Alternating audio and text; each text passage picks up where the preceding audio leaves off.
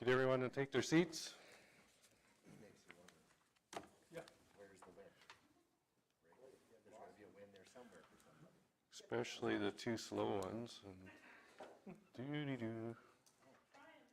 Anybody got any music to play while we wait for them?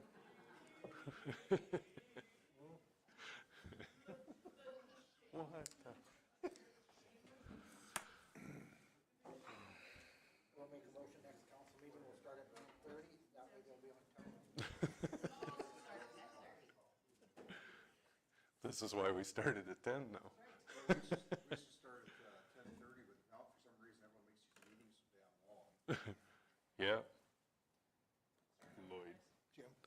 Sorry, I didn't want Caroline to feel guilty. All right, I'll call the meeting to order. The agenda, any additions or deletions? Carolyn? Thank you, Mr. Chairman. Oh, there's a maple beetle. Gross! Sorry. They're just grody. Mr. Chairman and Council, I'd like to request to remove 11.1. There is no need to go in closed for the winter maintenance level of service. Okay. But you closed, or we're removing it from the agenda? Are we putting it in under? So it's under unfinished. It's under, so we'll leave that as, so 10.1. Because it's in twice. And then just to remove it from enclosed, remove 11.1. Yeah. All right. Anything else? Everybody's good with that? Michelle's making the motion with the deletion of 11.1. Vote.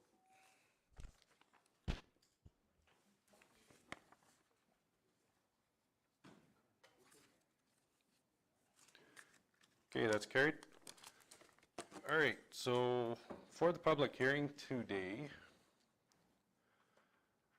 our lovely Leslie Ann has been doing some research, and we've missed a step in public hearings for quite a few years. So I've always just opened it, but according to the MGA, I am supposed to be asking for a motion to open the public hearing, and then I have to ask for a motion to close it afterwards. So, Robin, you're making a motion to open the public hearing? Thank you. Make a motion to open each? No, just the public hearing. Oh, yeah, it would be each, or just the whole? Okay. Good question. Yeah. Okay, vote.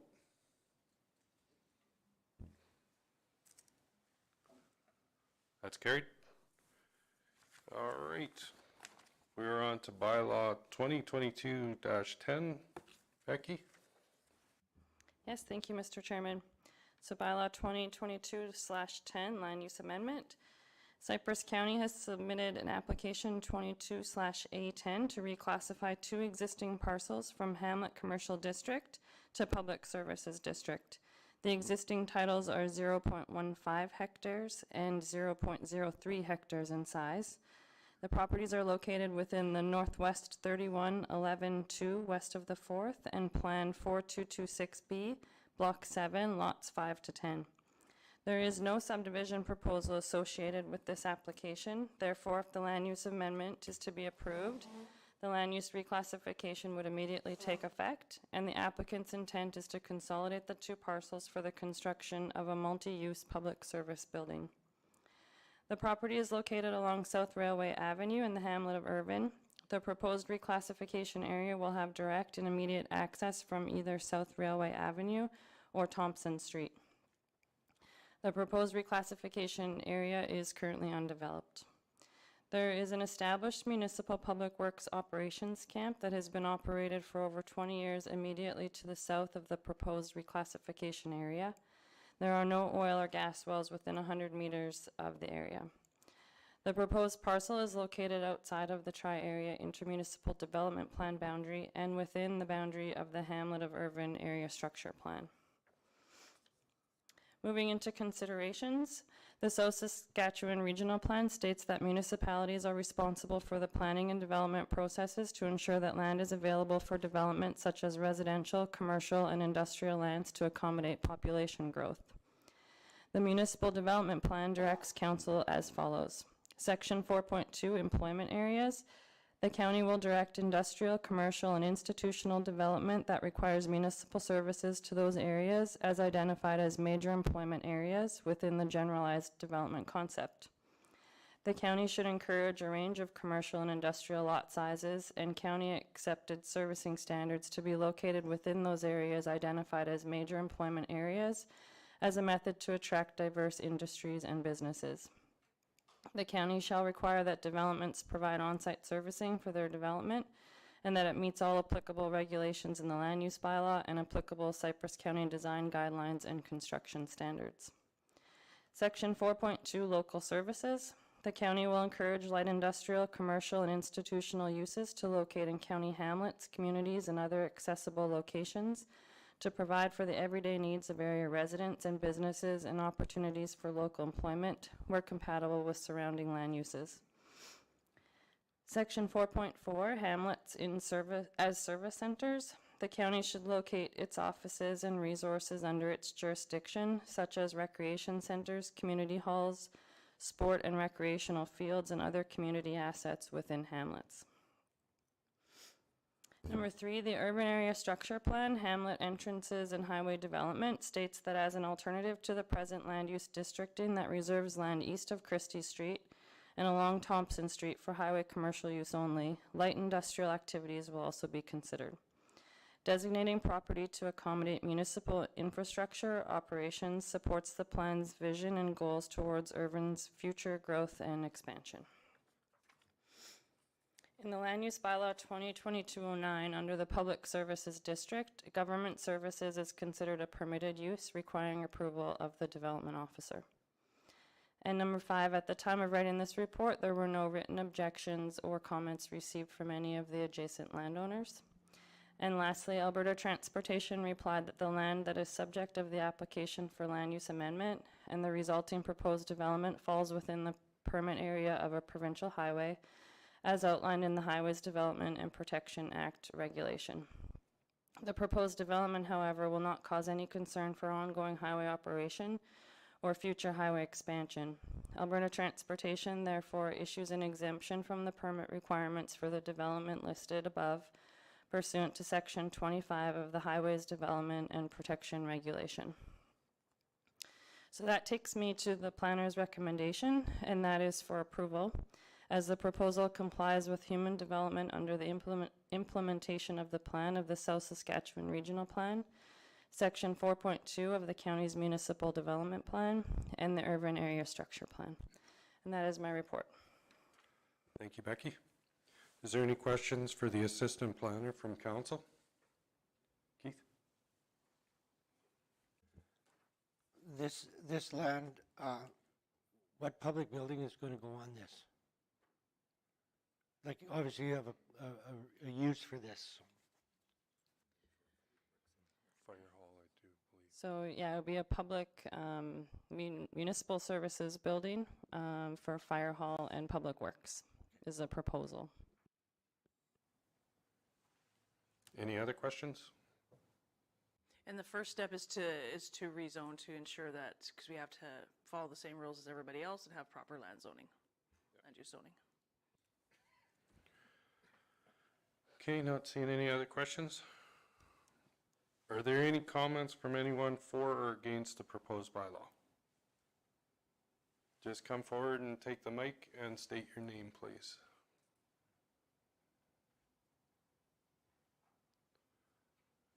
Button. There's a button in front there, and it'll turn the mic on for you. There you go.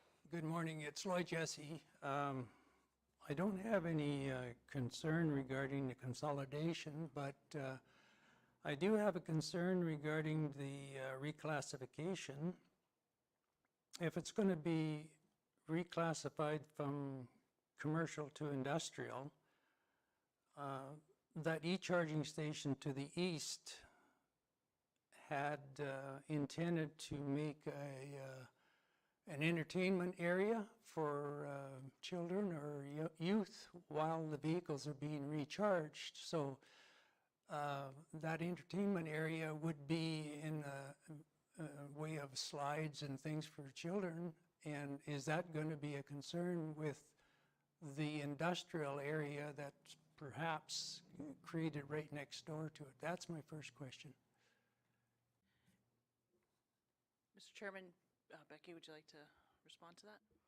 Yeah, I was just going to clarify that the property is being proposed to be reclassified to a public service district rather than an industrial district. But that doesn't change the building structure and what's going to be, like what the building will be used for. It's heavy equipment, right? It should be used as a fire hall for the fire department and also a greater storage for public works. And currently to the south, the grader is outside.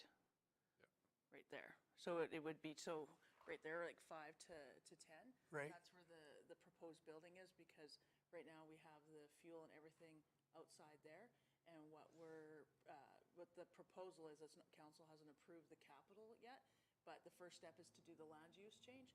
So the first step is to change that so it would be appropriate to apply for a development permit. So down to the south there, it's already being used as a grader right there. Thank you.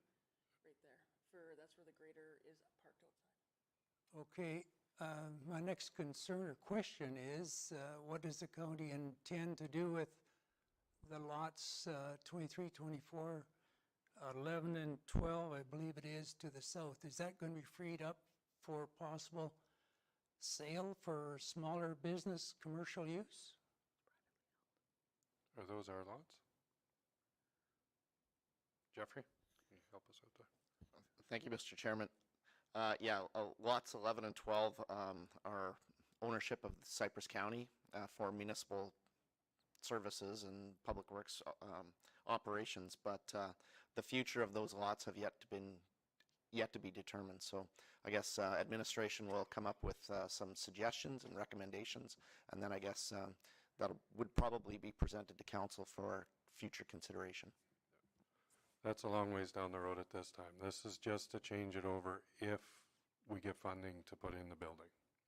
Nothing is in the works. This is just to change it over for future. Okay, what's your timeline as far as what you consider to be this reclassification happening? Reclassification's happening today. Okay. Yeah, that's what this public hearing is for, is this reclassification. Okay, my other question, a little bit off from this, is there any future plans or upgrades or conditions to be assigned to the e-charging station on the east side? It seems like it's in limbo right now. That's a privately held lands, and so currently I'm not aware if what they're proceeding with.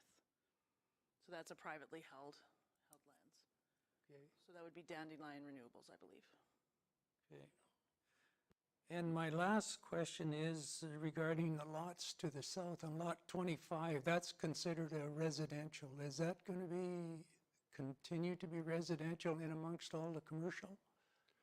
At this point of time, it's going to stay the way it is. We're just dealing with these lots in what is it, 5 to 10 right now.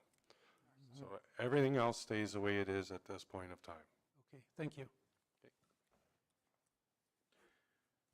Is there anybody else for or against that would like to speak?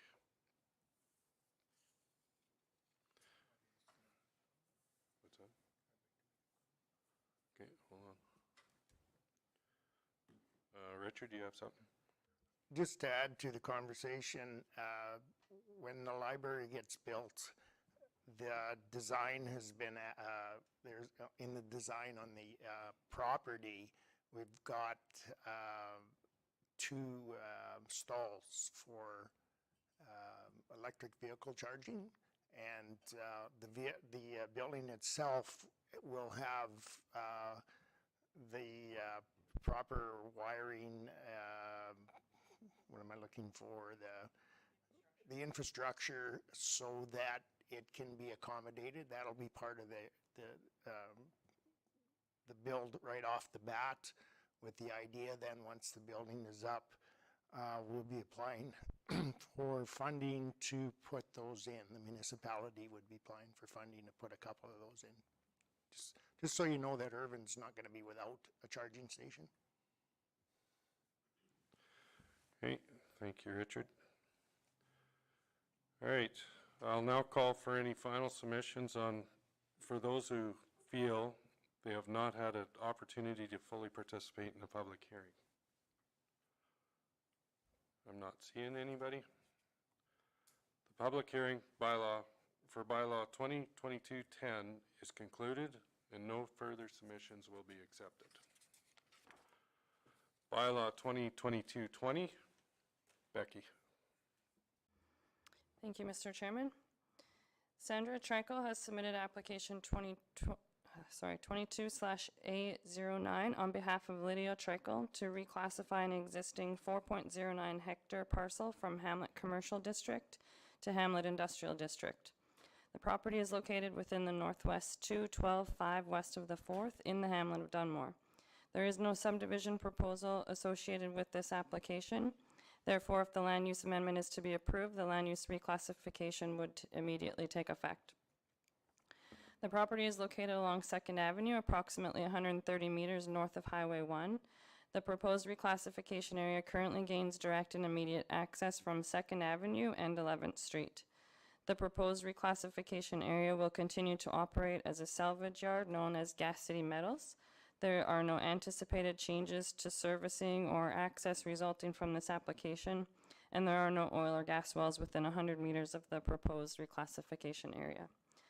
If the application were to be approved, the proposed reclassification would better align the existing use of the property with the county's land use bylaw 2022-09. Auto wrecking and salvage yards are Class 1 discretionary use in the Hamlet Industrial District, while the Hamlet Commercial District does not accommodate this use. The proposed parcel is located within the Dunmore Urban Services area of the Tri-Area Intermunicipal Development Plan, as well as the Dunmore Master Area Structure Plan. In considerations, the South Saskatchewan Regional Plan states that municipalities are responsible for the planning and development processes that ensure land is available for development, such as residential, commercial, and industrial lands, municipal roads and water and wastewater treatment facilities to accommodate population growth. The Dunmore Urban Services area of the Tri-Area Intermunicipal Development Plan states that the IDP strategy envisions Dunmore as an alternative residential, commercial, and industrial option in which to live and work in the region. Furthermore, the intent of the area is to provide a secure future land base for the orderly expansion of the hamlet of Dunmore. As development proceeds, the county shall redesignate the official boundary of the hamlet in accordance with the IDP and its policies as applications arise for development within the area. The Municipal Development Plan directs council as follows. Section 4.2 Employment Areas. The county will direct industrial, commercial, and institutional development that requires municipal services to those areas as identified as major employment areas within the generalized development concept. The county should encourage a range of commercial and industrial lot sizes and county accepted servicing standards to be located within those areas identified as major employment areas as a method to attract diverse industries and businesses. The county shall require that developments provide on-site servicing for their development and that it meets all applicable regulations in the land use bylaw and applicable Cypress County design guidelines and construction standards. Section 4.2 Local Services. The county will encourage light industrial, commercial, and institutional uses to locate in county hamlets, communities, and other accessible locations to provide for the everyday needs of area residents and businesses and opportunities for local employment where compatible with surrounding land uses. The Dunmore Master Area Structure Plan states that the commercial industrial lands are located adjacent to the CP Railway line and the Trans-Canada Highway and Highway 41. The combination of commercial and light industrial uses is seen as compatible. It is not expected that heavy industrial uses will be developed within the commercial industrial designated areas.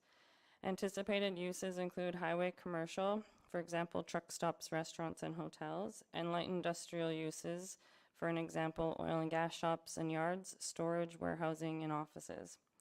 Highways create attractive locations for commercial businesses due to visibility and access. The future Trans-Canada Highway bypass and interchange is anticipated over the long term to create significant demand for regional commercial development. In the Land Use Bylaw 2022-09, under Hamlet Industrial District, an auto wrecking and salvage yard, as well as industrial uses heavy, are considered Class 1 discretionary uses requiring approval of the Development Officer or the Municipal Planning Commission. Under the Hamlet Commercial District, the above uses are not listed as either permitted or discretionary. And at the time of writing this report, there were no written objections or comments received from any of the adjacent landowners. At the time of writing this report, there were no comments received from the town of Red Cliff or the city of Medicine Hat. Alberta Transportation replied that the land that is subject of the application for land use amendment and the resulting proposed development falls within the permit area of a provincial highway as outlined in the Highways Development and Protection Act or regulation. The proposed development, however, will not cause any concern for ongoing highway operation or future highway expansion. Alberta Transportation, therefore, issues an exemption for the permit requirements for the development listed above pursuant to Section 25 of the Highways Development and Protection Regulation. So the planner's recommendation is approval as the proposal complies with the human development under the implementation of the plan of the South Saskatchewan Regional Plan, Section 2.7.1 of the Dunmore Urban Services of the Tri-Area Intermunicipal Development Plan, and Section 4.2 of the county's Municipal Development Plan. And that is my report. Thank you, Becky. Are there any comments for the assistant planner at this time? Robin? Thanks, Becky. I'm curious about the road infrastructure that we have there. Is it like what kind of pavement is it paved? Is it oiled? Are we potentially, because I know that it's not as wide as say some of these bigger roadways, and if we're opening it up for industrial and we have say like a intermodal shipping company that ends up moving in and we have a bunch of super beasts, I'm just kind of curious as to whether or not our infrastructure would support that kind of traffic, that kind of weight, access, turning, safety, visibility. So just kind of curious as to what the existing specification, I guess, would be, and width and so on and so forth.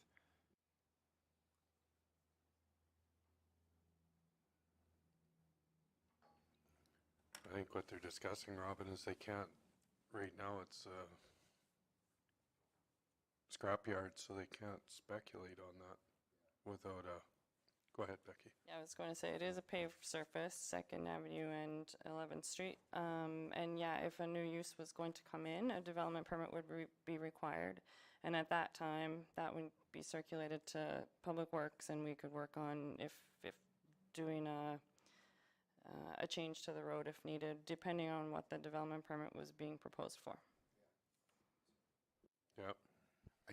I get that, but I don't know, like within a hamlet, it's different than like an arterial road out in the country where a greenhouse sets up and is the only one that's using it. I don't know that in a hamlet, per se, I don't know if I've ever seen it, where if a business comes in to an industrial area, trucking is as industrial as it gets, we're not going to say no to that because it would fit the usage. Would we ask them to upgrade hamlet roads? Yep. Really? Same as we do highways and everything else, intersections on 120. Yeah, but we went and started upgrading those intersections ourselves now, right? Because that was preventative and actually bringing. But we made them do it before. It depends on the business that comes in at that point of time. Jeffrey? Yeah, thank you. Yeah, you're right. Whether it's a rural situation or whether it's in a hamlet, depending upon the type of development, as a condition of approval, those parameters of having to upgrade infrastructure can be built into the development permit. So, and I guess, for example, the extension of 2nd Avenue further towards, I guess, where Bull's Head Road is, which is basically where Sterling Trailer Sales is, where our Dunmore Fire Station is, where Leon's Furniture, all of that, they were required to have to contribute towards the paving of 2nd Avenue to accommodate those businesses. So we have done it in the past. Answer your question? I have more thoughts, but Okay. Does anybody else have anything for the assistant planner? Keith? The, the remainder of the salvage yard there, what is that classified as?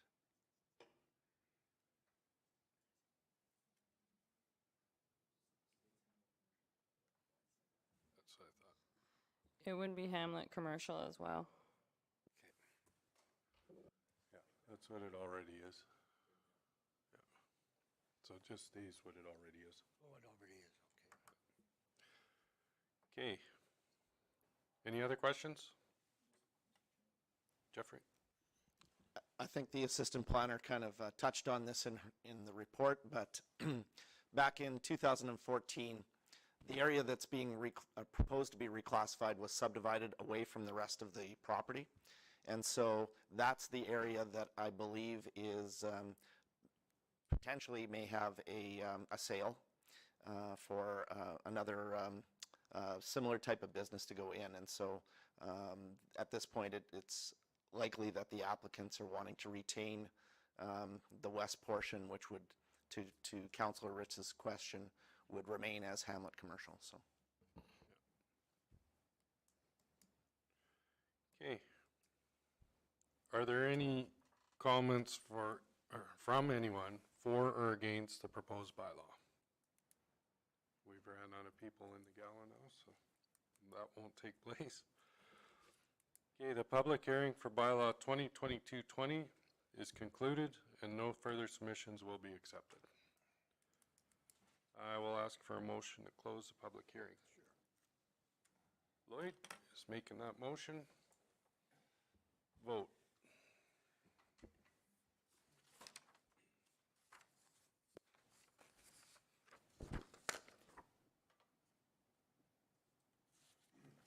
Lloyd, here. Hit it once, just once. You hit it twice and it shuts it off again. Okay, that's carried. All right. We will go to, where the heck am I here? 4.1, minutes. Blaine, moving the minutes? Yeah, I'll move in minutes. You have any? I do. They're all good? Or go ahead, you have the floor.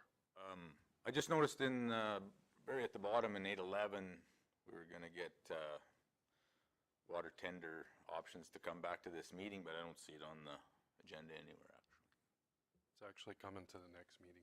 So it's gonna go to the next meeting? Yeah, It wasn't ready. it wasn't ready for that. Assume that. Any other questions on it? Everybody read them over? I'll ask for the vote.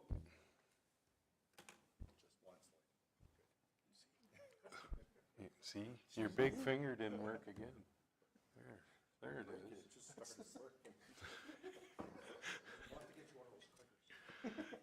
Okay, that's carried. 5.1. Becky, are you doing this? I can do it. Yeah. You're doing it, Tarla? Yeah, so before you, the public hearing has concluded for bylaw 2022-10, the land use amendment in Hamlet Commercial to public service, and the recommended motion is that council proceeds with second and third. Dustin, moving second. Any questions or comments? Not seeing any. Vote. Just once there, Shane. Lloyd. You need an upgrade, your hardware isn't compatible with the new technology. That's carried. Shane, you're moving third? Sure. Okay, vote. Easy there, big fella.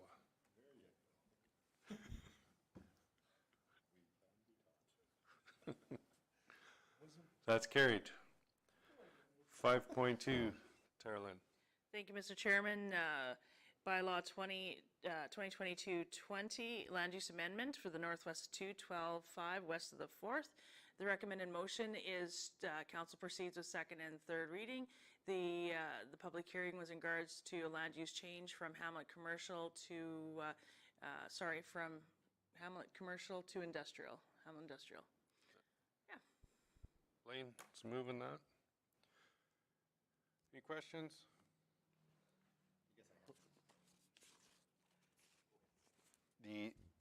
By moving it to industrial from commercial, does that ultimately just change mill rates and like tax implications, or what would be the purpose of running from commercial to industrial? In the land use bylaw. So in the land use bylaw, there's different permitted uses, discretionary uses. So your assessment's on the use. So there's no tax implications. It's on the use. It's for land use only. So this allows for additional uses now versus if it was subdivided as commercial? Well, it's currently is commercial and it's going to industrial. So Becky can go through what the difference is between a commercial and industrial, what's approved and what's discretionary. Because where I'm going with this is that along that road, is it all commercial currently, and does this potentially change the long-term plan and vision of what Second Avenue on the north side looks like? Go ahead, Becky. So we have a mix along Second Ave of Hamlet Industrial, Hamlet Commercial, and Highway Commercial. The change in districting for this property assists the landowner with a potential sale of the property. So it has an industrial use currently, so if they were to sell it, it aligns with the land use bylaw, and it's a use that can continue to run on there with the new districting. So if we leave it Hamlet Commercial and they were to sell it, the new owner would not be able to apply to continue running the salvage yard on the property. Correct. Yeah, it'd be grand. Yeah. It's been sitting there for so long, but to sell it, move forward, they need to change it. Just bringing it up to today's standards that we've changed everything to. Yeah. Lane, you had a question? No, I think that's kind of what I was. Okay. Jeffrey? Yeah, thank you. So when the applicant contacted planning and development staff, the planning and development staff actually made this recommendation to the landowner so that again, just like Becky said, so that the current use would align better with the land use bylaw, and that it would give some assurance to the future owners or any future owner that that particular use could continue. And so, just from their point of view, it makes for better business. Yeah, with our new uses. Any other questions? Not seeing any? Vote.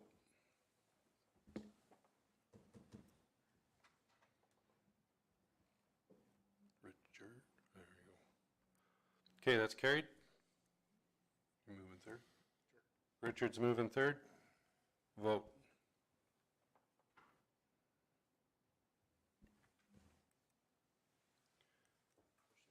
That's carried. What do we at here? 5.3, Tarlin. Thank you, Mr. Chairman. Subdivision and Development Appeal Board Bylaw 2022-23. It is starts on page 24. The bylaw is on 26. And there is some minor amendments. The majority of the changes are on page 32. The changes are directly out of the Subdivision Development Regulation and the MGA. And the other change is that the regulation does not acknowledge the term technical advisor.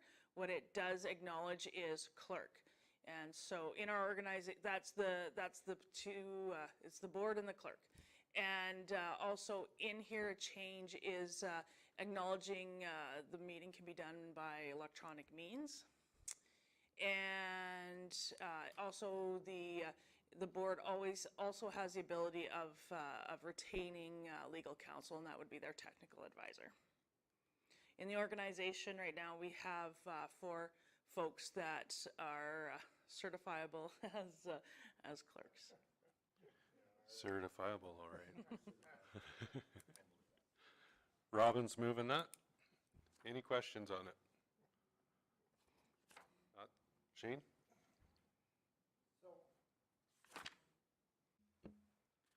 On page 26 at the top, it's got bylaw 2022-23. Then when you go all the way down to right at the end here, on page 33, it has bylaw 2018-27 is hereby repealed. Yeah, so that's the previous one. So you're repealing the old. But the old One, so bylaw, so yeah, so, 2008-34 was the old one then. so the one even before that, so the first bylaw, one of the first bylaws would have been approved in 2008, and it was bylaw 34. So then 2018-27 replaced that, and now 2022-23 is replacing 2018-27. Oh, gotcha. Yeah, so you have to put the term repealed in there, because if you don't, it keeps going concurrently. Gotcha. And if this one gets changed, then this will be there. There'll be 3 of them there in the future. Every time one gets changed, you leave the old one in there. Okay, I was just making sure the wording was right. I know how staff can be at times, he missed stuff. He read the last page. Yeah, you're right. And the first Nothing in page. between. Who made that motion? Or did? Oh yeah, Robin made the motion. Any other questions on it? Vote.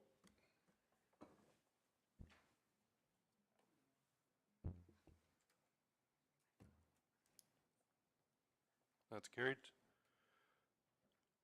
6.1, Tarlin? Oh, Can we do 3 readings sorry, today, if that's okay? my bad. Maybe we don't all see if it gets by the... Dustin's moving second. Vote. Oh, can't vote anymore. It's carried. Get somebody to move to have third. Michelle? Vote.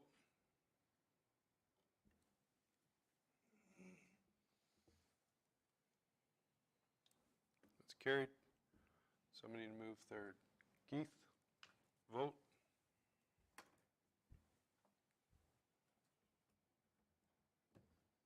Just once, take it easy there, big fella.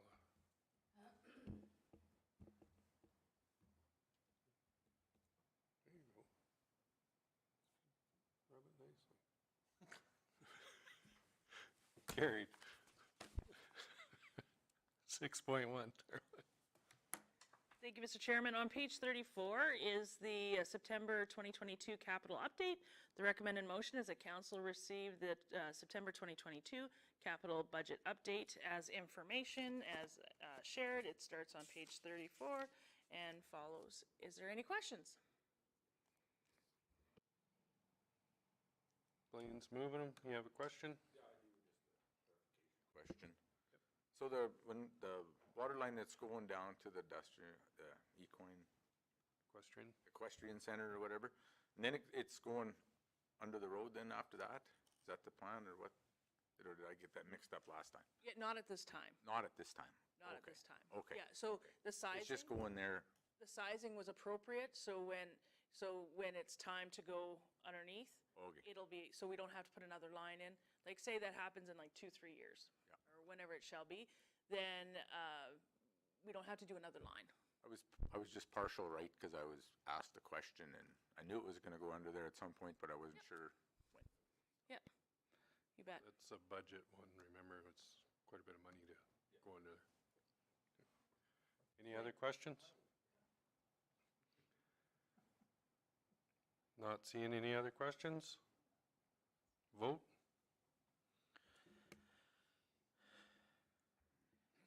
Mr. Chairman, just to, if it's okay, just to clarify, so underneath the road, just to go underneath the road, preliminary estimates were approximately 750,000. So that's why it's a future capital budget Okay, consideration. that's carried.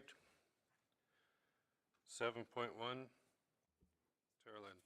Thank you, Mr. Chairman. Before you on page 40 is the CAO and administrative reports.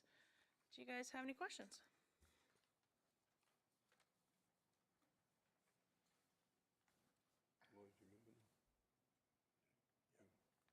Lloyd's going to move them. Anybody have any questions on it? Richard? I'm getting some pretty nice positive response for in Irvin where the train whistle has been reduced. And I try and tell people, I let them know that that wasn't an easy project. And rough numbers without your time, we spent over 20,000, correct? And that was for the consultant alone without staff's time, right? Yep. Yeah, so the consultant was give or take a little, it was 20, and then my time spending on over the last 3 years was about 100 hours. Wow, okay. That'd be another 20,000. 100 hours times $200 an hour, you're in 200,000. But and so the lines got painted already. They look really good thanks to Public Works. And also too, it's not required, but we're going to, I don't know if you've ever been in Colehurst, they have the big track there and they have a sign that says that there's no whistle at this crossing. Oh. So we're gonna put that as well, just as a double coverage. But yeah. That is a good idea. Well, yeah, it is. I think it's a huge win for Irvin, and like I said, I know a few people down there, and Blaine's probably got more attaboys, and it should be attaboys, attagirls, but yeah, I think it was money well spent, so. Huge thing for the residents of Irvin. Some of them who've lived there a long time probably won't be able to sleep without that whistle. Okay, any other questions? He's being difficult here, baby. So I went down to Schuler when they had the rust and shine, and one of the questions I got asked was about the roadside spraying, and that person asked me to carry it forward that they'd like to see that the spraying starts earlier, because I think we've discussed it in the past, and I remember Darcy brought it up that we really don't get going till Lisa gets her staff in, and I don't know what weed it is, but there's something that needs to be sprayed before our staff comes on to full.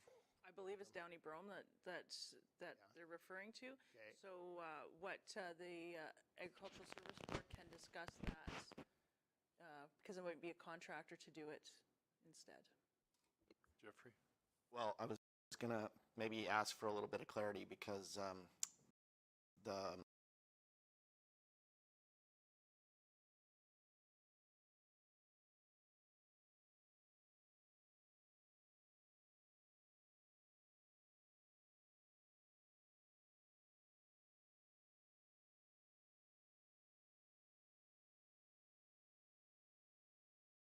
something that the Ag Service Board would have to look into. Okay, I'm good with that. I'll give that name to, I think Dustin's the chair, and then he can bring it forward. Yep. Okay. Or myself or Jeffrey. Yep. Okay. Anything else, sir? Not right now. Just a comment, Richard. It is a very big county with weeds all over, and they can't be at all places at the right time. I mean, some get delayed and. I understand, but we don't bring, when does that department bring staff in?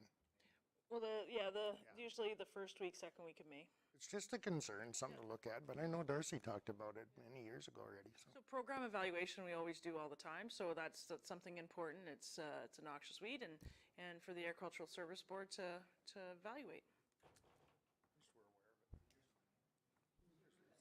She heard us talking about it. All the way. That's funny. Yep, go ahead, Keith. So, talking about timing of spraying, when do we spray for Canadian thistle in the ditches? Jeffrey? Well, the Ag Service Board kind of basically establishes what the priorities are. And so generally, Canada thistle spraying will commence when, later on in the summer, once some of the other priorities like leafy spurge and some of those things are dealt with. So generally, Canada thistle and some of the other regulated weeds are generally sprayed at the end of August and in August and into September. So Canada thistle is generally in that general area. Good. Okay, any other questions? Not seeing any? Ask for the vote.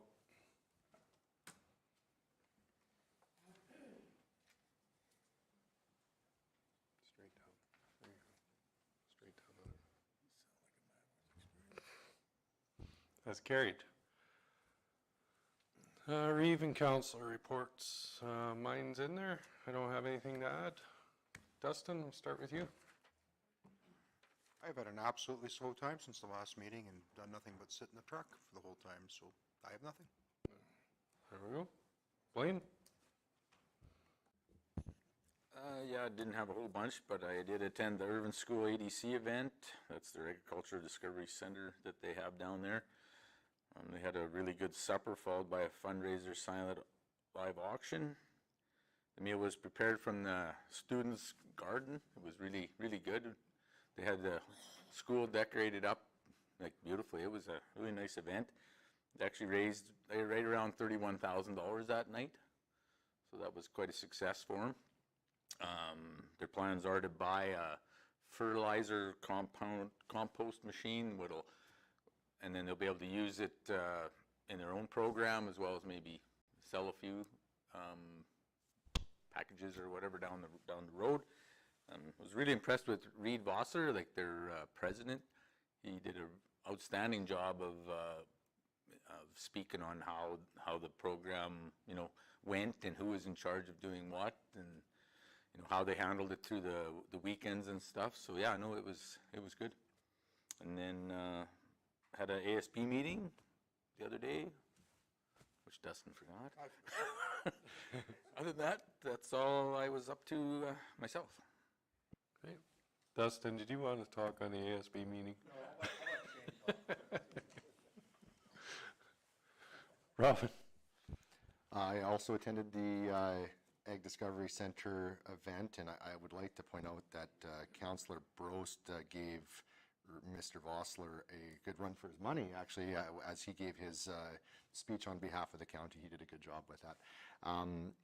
Actually, a couple days following that, had a meeting, roundtable meeting at the Neubauer residence where Rachel Notley and, is it Heather Sweet is the ag critic?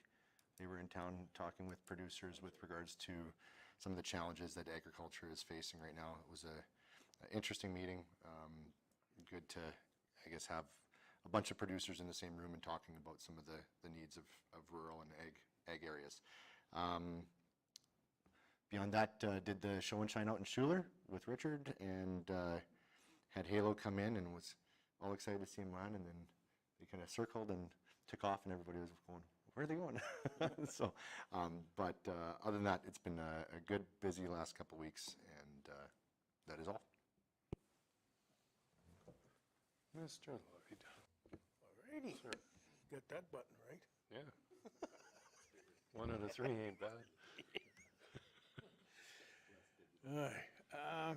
Attended the Municipal Planning Commission meeting. Went to Elkwater on Sunday. Peter Swain wasn't able to make it, but he sent a nice long letter to the council explaining his decisions on a bunch of projects. One was the lighting project, of course. They're worried again about the cougars out there, but mostly everybody is quite content. I actually got a lady that came up and thanked me for the information Tara Lynn gave me about the roads. she's still after Peter for that. And I got 2 more calls on the Eagle Butte, on how happy they are about it. So thanks, Kim. Appreciate that. Other than that, it's been quiet. Richard? On Thursday, September 22nd, I participated in a Zoom meeting with the Milk River Watershed Council. It was kind of a learning experience because I'd never sat in on anything like that before, and this council covers quite a large area, and it does affect us because we, of course, are downstream, not just stream, but the whole land area. And it was quite interesting. Then on Saturday, the 24th, I went out to Schuler for the Rust and Shine. Michelle had invited us out to anybody that can help out. So I volunteered to help dish out for the breakfast. And just a note here, our RCMP officer, Rebecca Wilkie, had also volunteered, so I stood beside her.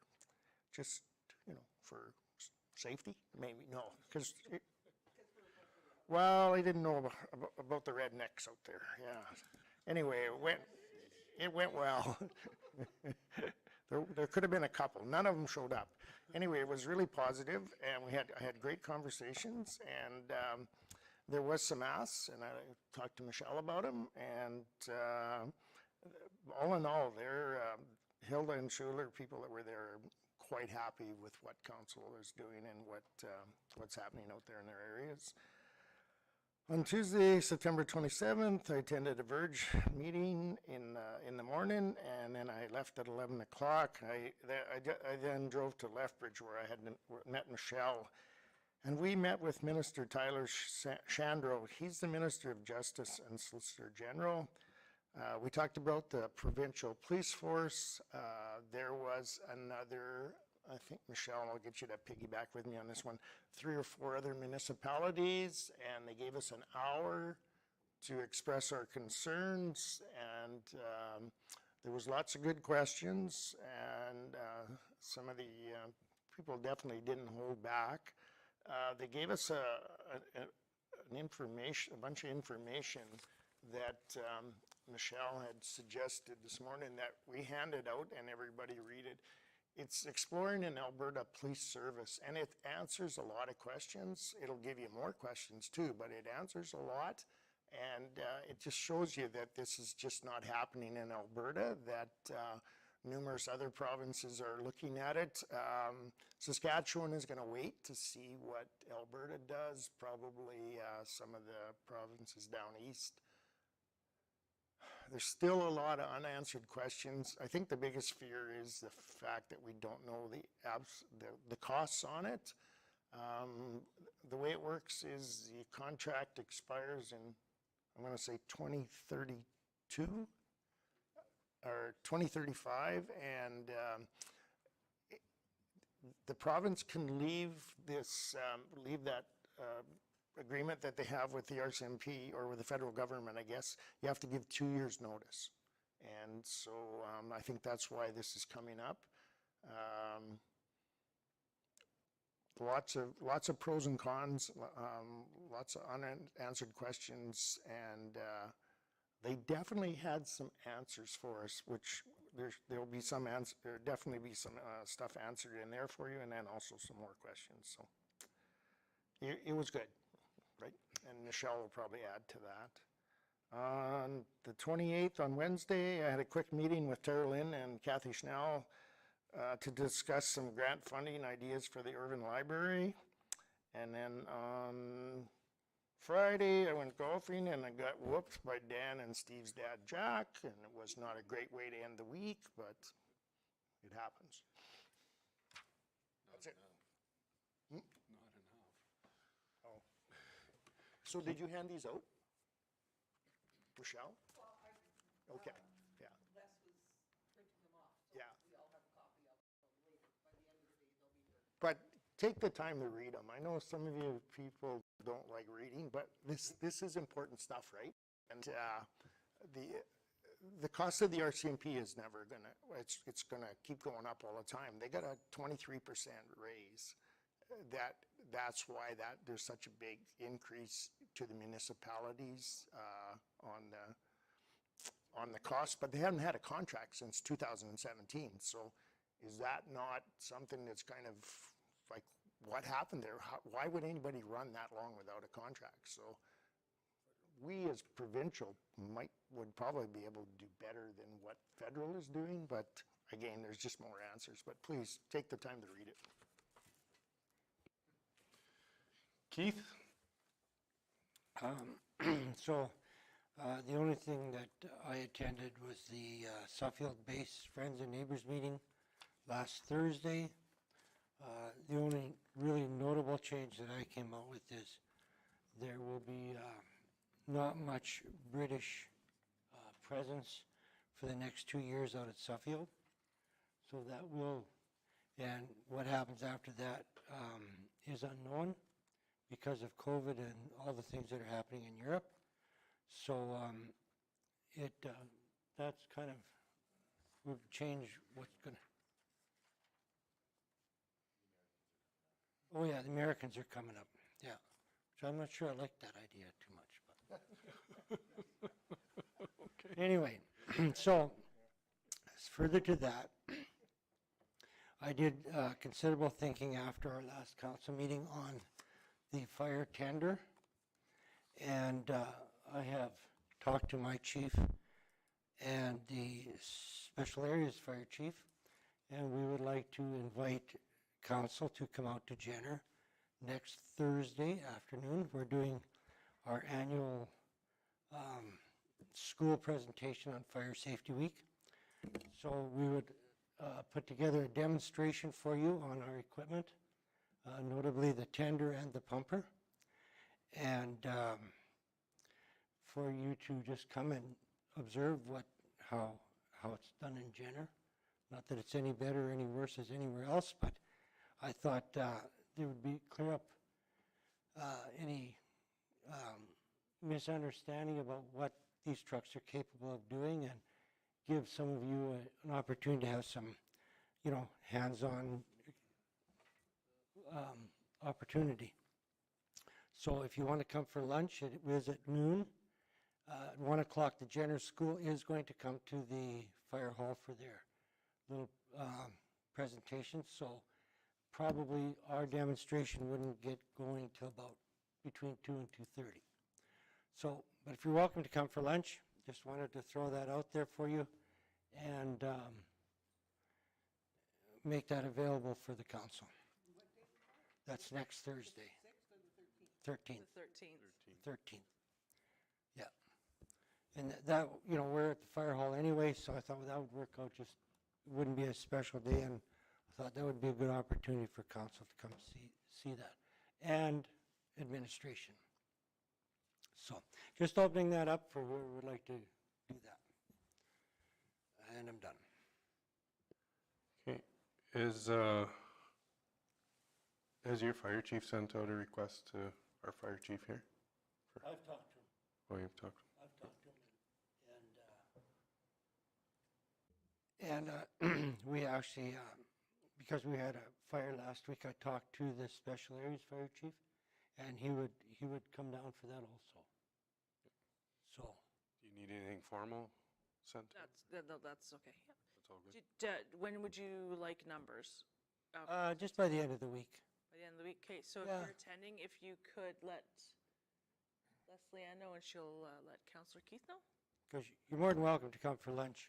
It's informal And also too, the one thing that if you go, also too, will it be a paid per diem? So that's something before you would need to figure out. It should be a resolution. Okay. Okay. Richard, do you have a question? Just because I know I'm in Calgary already that day, but is there a chance that we could have a video of that, of the demonstration of that fire tender? Do we have, if somebody out there can do it, or do we have a person that could do it? Done. Quality will be up for debate, but Yeah, we can for sure do that. That's, yes, totally. Okay, Shane?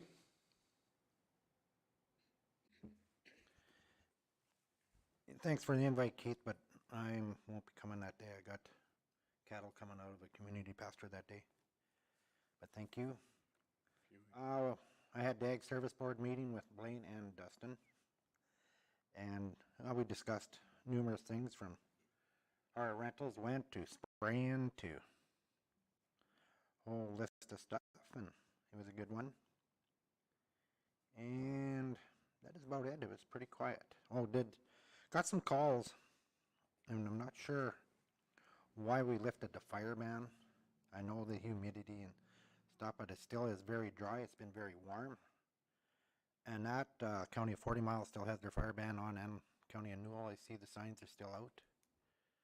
And I was just wondering why we left ours, or had some people wondering why.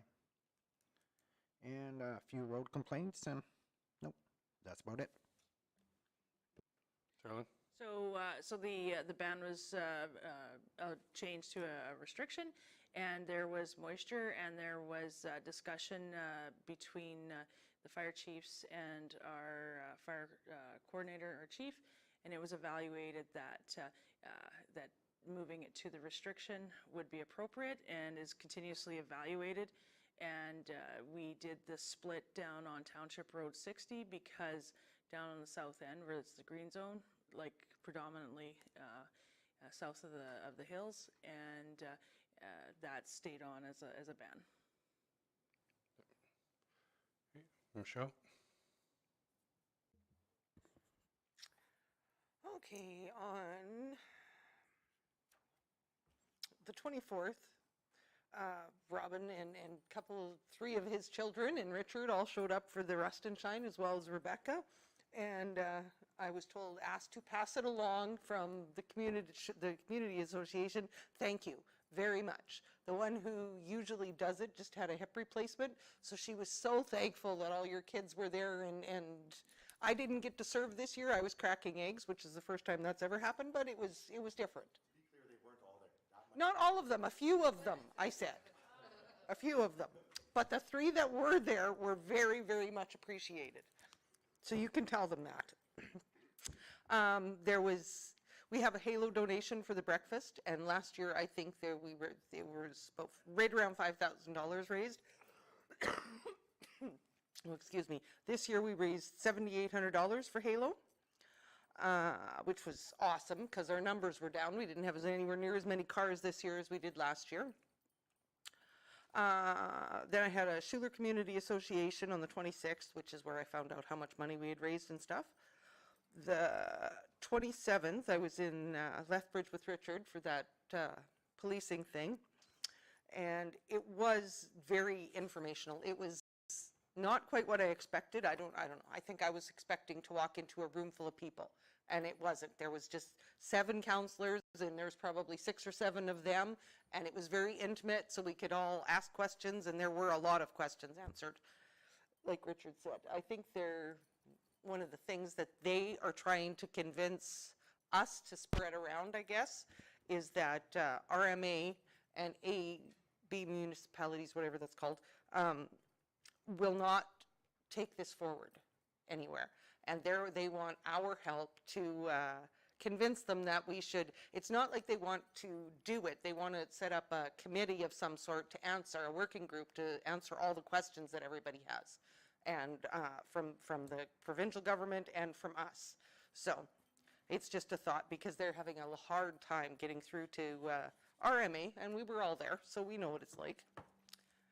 I also did a policy meeting for Cypress View, and we've gone through every policy. We're done. I think we have 5 left to go through out of all of the policies that have been neglected for several years. So that's pretty exciting. I think that's about it. And as far as I know, I think I can probably go to Jenna on the 13th. Not going to guarantee it, but I think I'll be there. Thanks. Okay. Robin? I'm just chuckling over here because if I heard that right, so you're saying that the municipalities go to RMA to lobby the provincial government, who's coming to the municipalities to lobby RMA. Okay, just wanted to make sure I heard that clearly. It's like that little circle on Windows that's buffering and going around and around. Wasn't there a resolution that had, what, 99%? Yeah, yeah, it's. Yeah.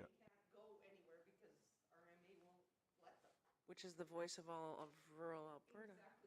Now they're asking us to change their minds. I'm confused on that. Go ahead, Richard. So one of the things that we ended on was, on that meeting was that, and the municipalities that were there, the 6 or 7 of us, we agreed on that. So what we need from the provincial government is we need details on management and we need details on funding. And we can't move forward, we can't support anything that's happening there until we get those details of how they're going to do that park. Because I think those are the key things, management and funding. We'll see if they answer them and give those answers to RMA. Michelle?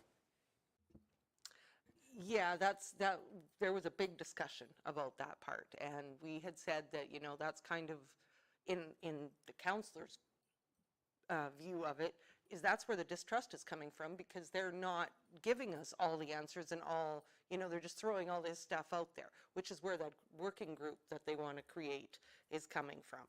But yeah, if they give us some numbers and some actual answers to those things, I think we might be a little bit more inclined to discuss with them.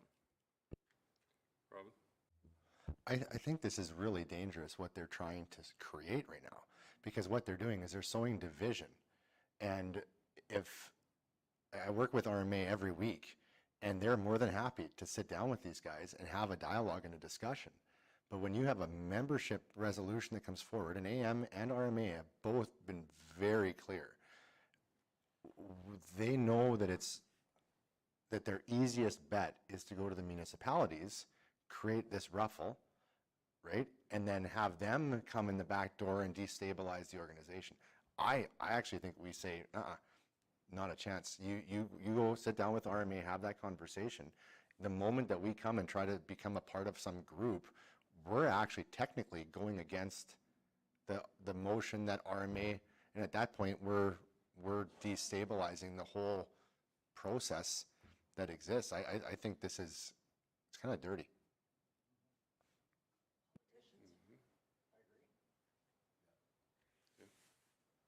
That's what had me going, what the? Leslie Ann? I just wanted to make note in Reeve Dan's report, if you guys could all let me know by the end of today so I can secure registrations for the RMA convention if I haven't talked to you already, and if I have, that is great. Okay. Well, that report got us all thinking. You want to move the report, Lloyd? Absolutely. Thank you, sir. Any other questions on it? Vote.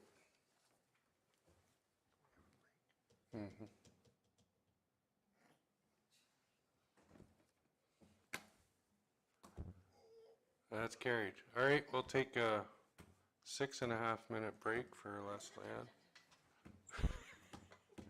Somebody cut her cigarette in half.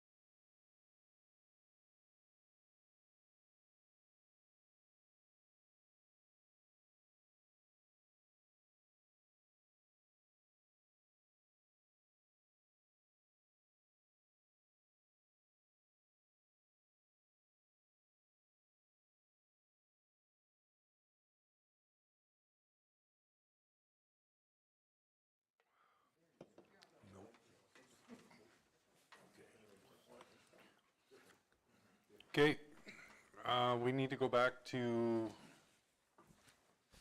we didn't make a motion or we didn't discuss what we want to do for Keith's invite, whether we're doing it. Go ahead, Richard. Oh, I just thought you were looking for a motion, so I'll make a motion that whoever, well, you were like, anybody that attends that fire the demo of the fire tender and the rest of the event, well, let's go with mileage only and no per diem. It's my recommendation. Yeah, that's, Michelle? I think that sounds fair because Keith doesn't get paid for it anyway because it's in his area, so why should the rest of us? Like, I like the mileage thing. I'm good with that. Any other questions or comments on it? Vote. Too late. I want to know what's for lunch.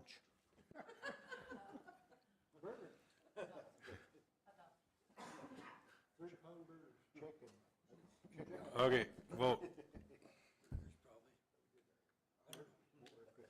That's carried. 9.1, Terlin. Thank you, Mr. Chairman. Request for decision, policy review, ASB 2, grain bag rolling and recycling. The recommended motion is that council approve ASB 2, grain bag rolling and recycling as presented. On page 54 is the background. The policy begins on 56, and their administration reviews policies and discusses with our insurance provider amendments that need to happen, and the changes that are with the policy and subsequent rental agreement are suggestions from our insurance provider. Okay. Dustin, you're moving it. Any questions or comments on it?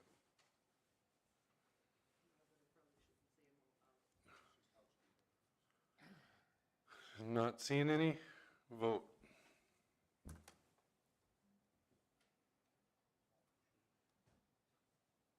It's carried. 9.2, Terlin. Thank you, Mr. Chairman. Vehicle extrication equipment, page 61. It's a two-part motion. The recommended motion is that council move to direct administration to amend the 2022 capital budget for emergency services to purchase one full set of replacement extrication tools and two combo tools from the Fire Equipment Reserve Fund rather than the two full sets of vehicle extrication equipment. And the council moves to direct administration to proceed with the proposed emergency services changing concern in regards to service delivery for Schuler and Urban Fire Departments response and support of MVC's incidents. So it starts on 61, and there's substantial background and information for your consideration.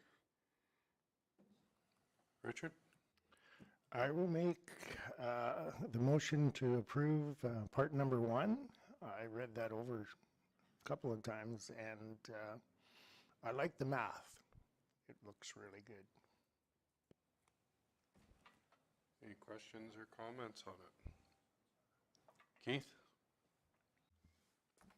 I guess I'd direct my question to Jason. On your VX equipment, is the understanding that each station has a set of VX equipment? At the current moment, each station does. Part 2 is where we recommend that we actually remove 2 sets of gear when that equipment does expire, not replace it. So that, no, we won't have any tools at that station for those 2 stations that we're proposing in part 2. okay, so the combo tool will replace the VX in those stations? No, so the combo tool will be recommended going to Hilda and Walsh, and then we're proposing non-replacing equipment in Schuler and Irving.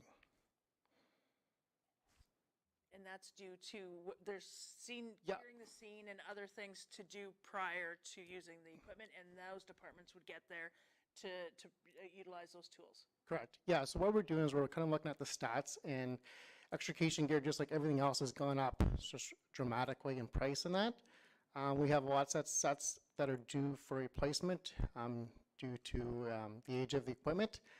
And we're looking at stats, and I don't think my recommendation is that not every single station have extrication gear just due to the stats. And, you know, when we looked at the report, you know, the questions we asked ourselves is, does it jeopardize firefighter safety? Does it jeopardize public safety? You know, does it change the level of service? And we answered no to all those questions. And there's things that need to be done before we arrive on scene.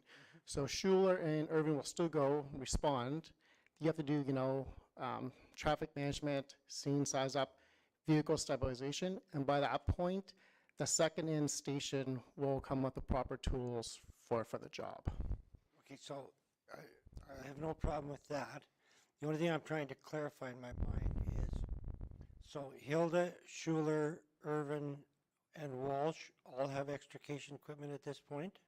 Correct, yes. So all of those are due for replacement?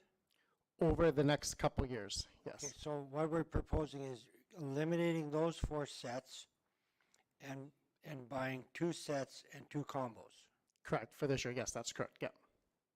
Or from this year, it'll be one full set this year plus 2 combi tools this year. No, correct, just for clarification here, like the combo unit is a 1 tool that replaces the 2 tools that we normally have on the fire truck. That's correct, yes. So in essence, they still all have something they can use. That's correct. Except that the combo tool is cheaper than the 2-tool system.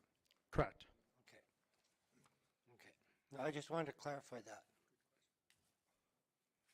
Okay. Any other questions on it? Michelle? It's just a comment, really. When I read this, the way you figured it out, I think, is really good. Because Hilda and Walsh are the farthest 2 points. Schuler and Irvin are kind of, you know, little bit in between. So your coverage area is really good for all of it. So I was quite impressed with it. And the nice thing is the Hilda squad is based out of the Roscommon Colony now. And there'll be a combi tool. We're going to put the combi tool right on that squad. So like that's essentially like almost like a full-time haul now. Just response times are going to be dramatically faster. So they'll be able to get to the scene down in Schuler, you know, in a reasonable amount, like a really, really good time. So that's why we looked at that. Everything is kind of strategically placed to be able to respond in and respond out. And we're lucky we have multiple stations. So we have to really think about this as, you know, one big entity and, you know, what's utilization of equipment and resources and utilizing stations more effectively. Robin and then Dustin. So do we have a motion already? Yep. Okay, perfect. I was going to make the motion, but if we already have it, that's good.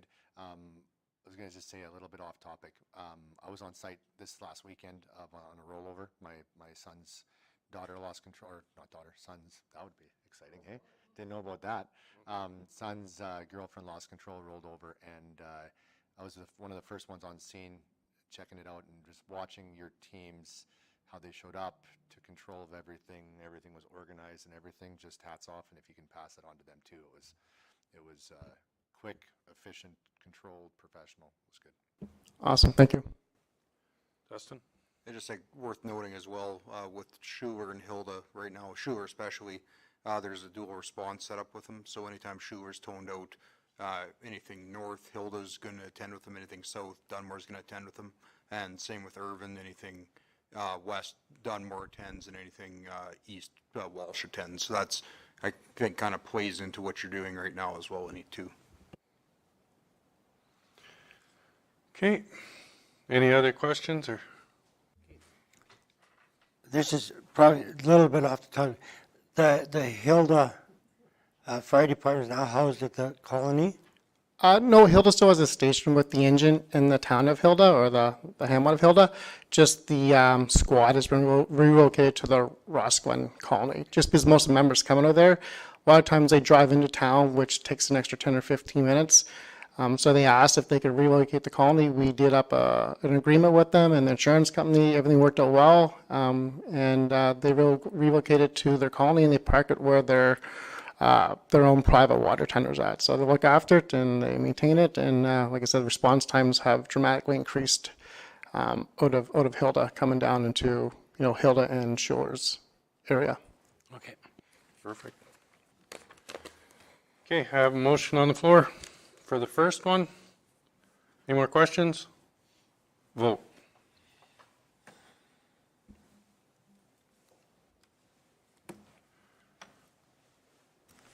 That's carried. The second part, Michelle, making the motion. Any questions on it? I think it's all been explained in the first part, so. Not seeing any. Vote.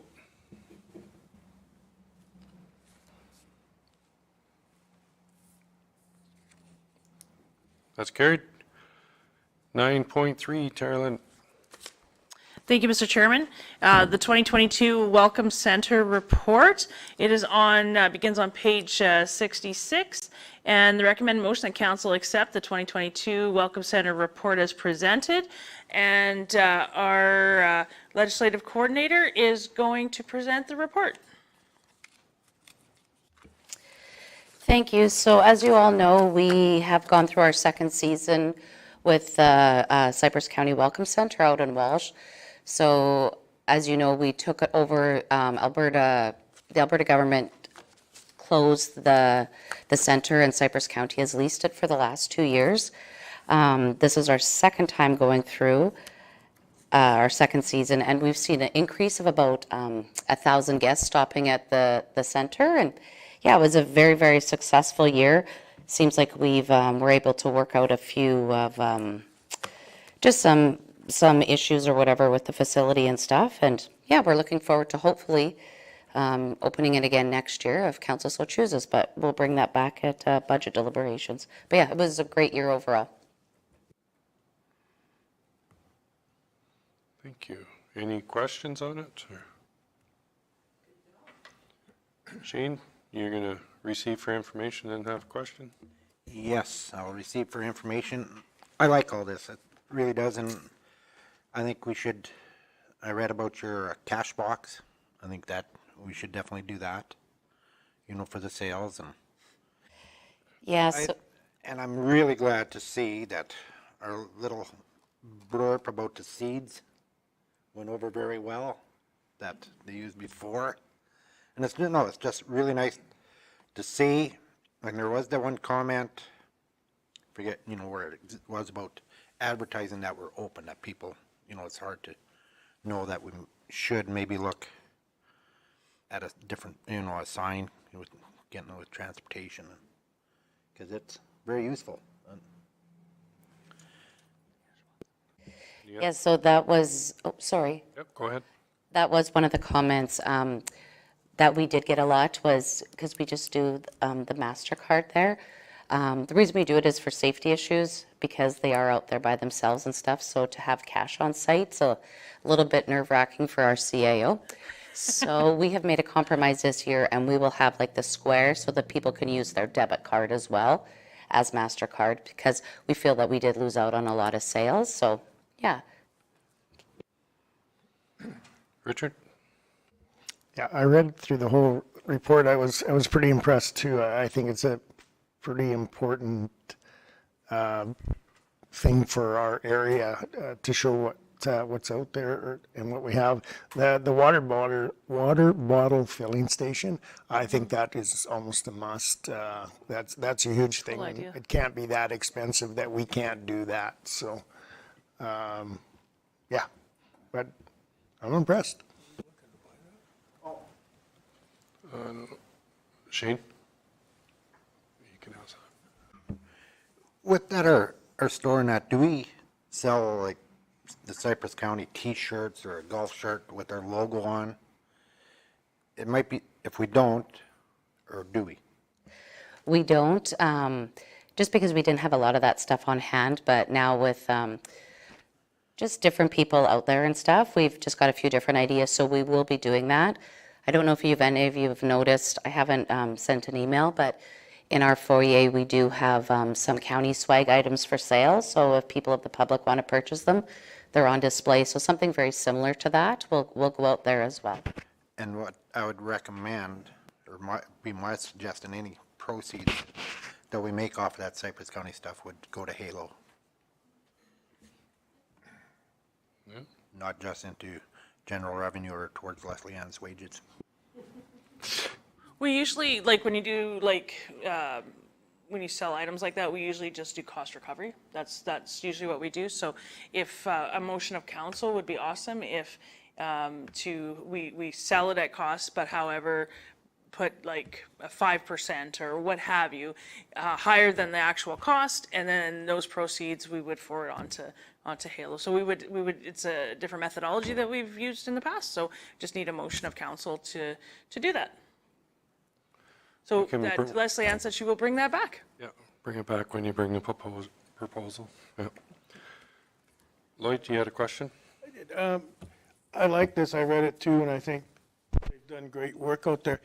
I was just wondering, are we still looking to buy that, or is it still way out of price? Yeah, so as I was writing this report, so of course they had told us that they're going to be listing it on the open market for sale, and of course they wanted, I think it's been public, they wanted $500,000 for the building, and we feel that was a little steep for the year of the property. We did look on the Government of Alberta website, and they have listed the property not for sale yet, but for possible future sales. So it probably will be coming up probably within the next 6 months or so. When it is listed, I anticipate I'll bring it back to council again.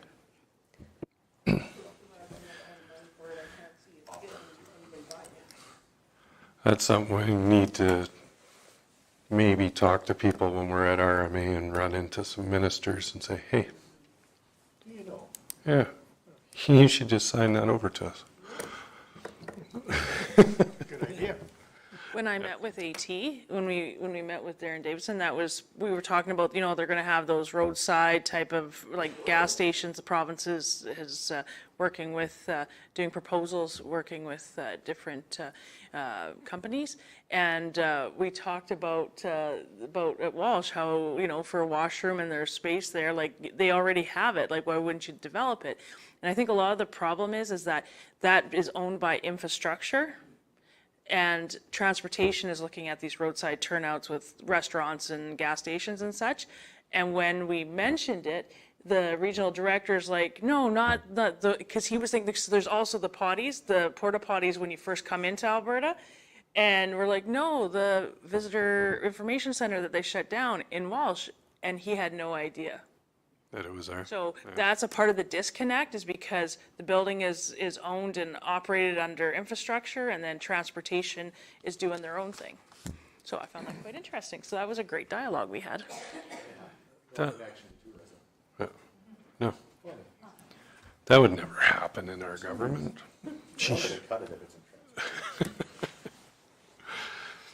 Okay. Any other questions on it? It was a good report. Shane made the motion on that one. Vote.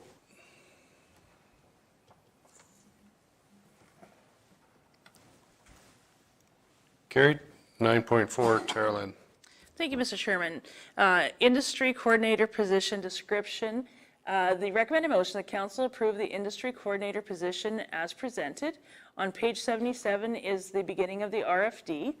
And administration is recommending the creation of an industry coordinator position in our organization. This position is the boots on the ground that directly works with renewable energy industry. In my previous organizations I've worked with, we've had positions called technical services coordinator. And what they do is they would work with the logging industry, oil and gas, and back then they didn't have renewables. And what that is that position works with those companies and ensures that road use agreements are being implemented and followed, works with planning and development to make sure that development permits are being followed. And in the next 4 years, there's approximately 16 wind and solar arrays that are being proposed in our community. And And that's not including the associated infrastructure of substations and transmission lines. And we all know how much fun we've had with those in the past couple of years. And so our recommendation is to have this position. The goal would be, it'd be a .8 position. The main thrust of the work that would be done would be March to November. And this would be funded from the development permits because the development permit is $2,500 per permit application. And I see this as a position, a .8, that would in essence be seasonal in nature, and it would be for a four-year term. What's happening right now is that we do run a fairly lean machine, and our team is their time is being allocated to chase industry on many fronts. And what our real focus is providing programs and services for our citizens and ratepayers. So this will, that will be the conduit to ensure that our infrastructure is protected for many years to come. Robin had his hand up here first. Go ahead, Rob.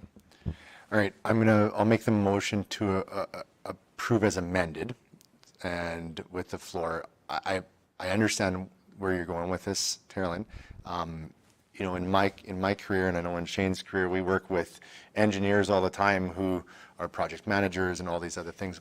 To me, I guess the question that I have, and perhaps what I'd maybe look at amending, is instead of just having it as a role that is .8 and allocated or dedicated specifically to renewables, was there a conversation about potentially having it as a full-time position, having, you know, hiring our own in-house engineer that has the ability to do project management, consulting on stuff like this right here, that also has the ability to overlap on some of the other things that we currently hire out other engineering firms to do, just to kind of bring a little bit of that underneath of our roof. I see this as a value proposition as well, in addition to a technical person.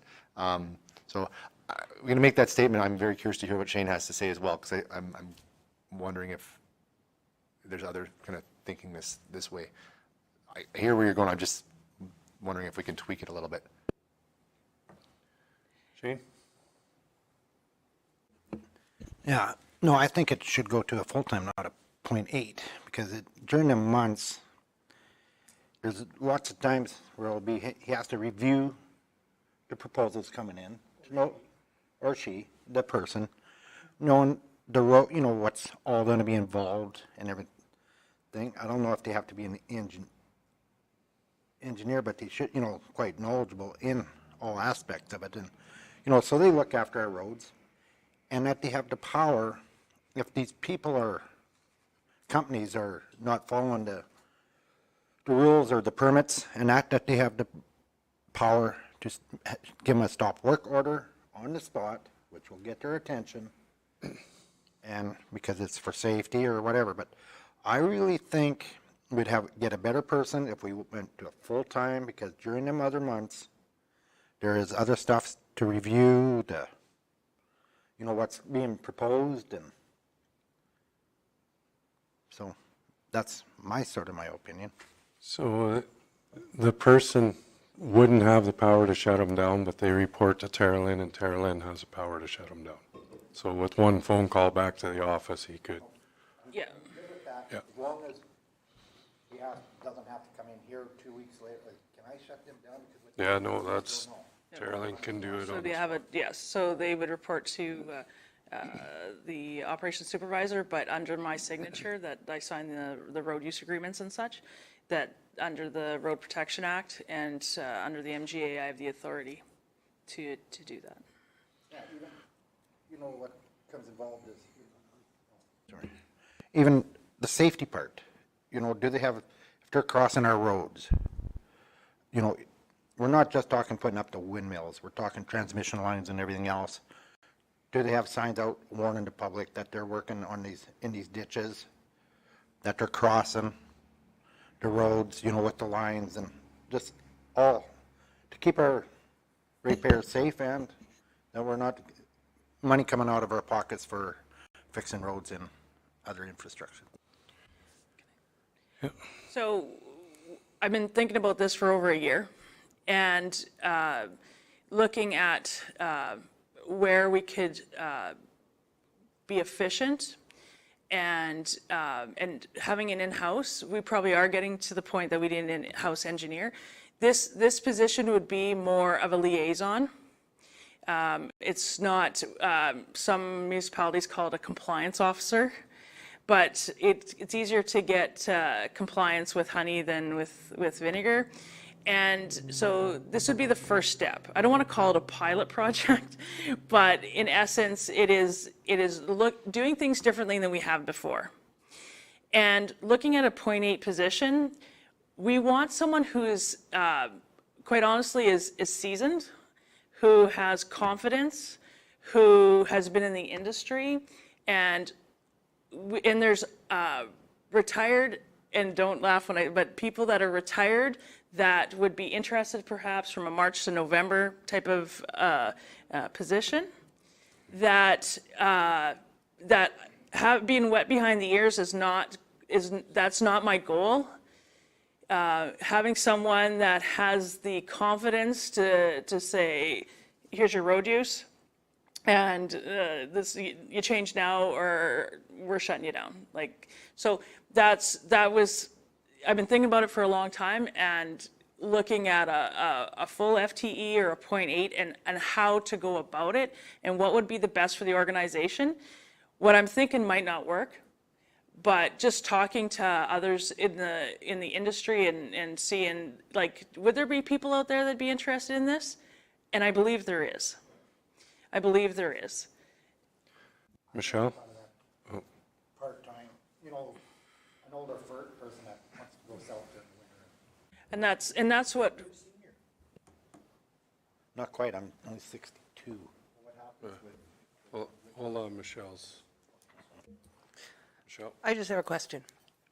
How much staff time would be saved if you had this person in this position? Like, would it pay for basically a full-time position or the 0.8?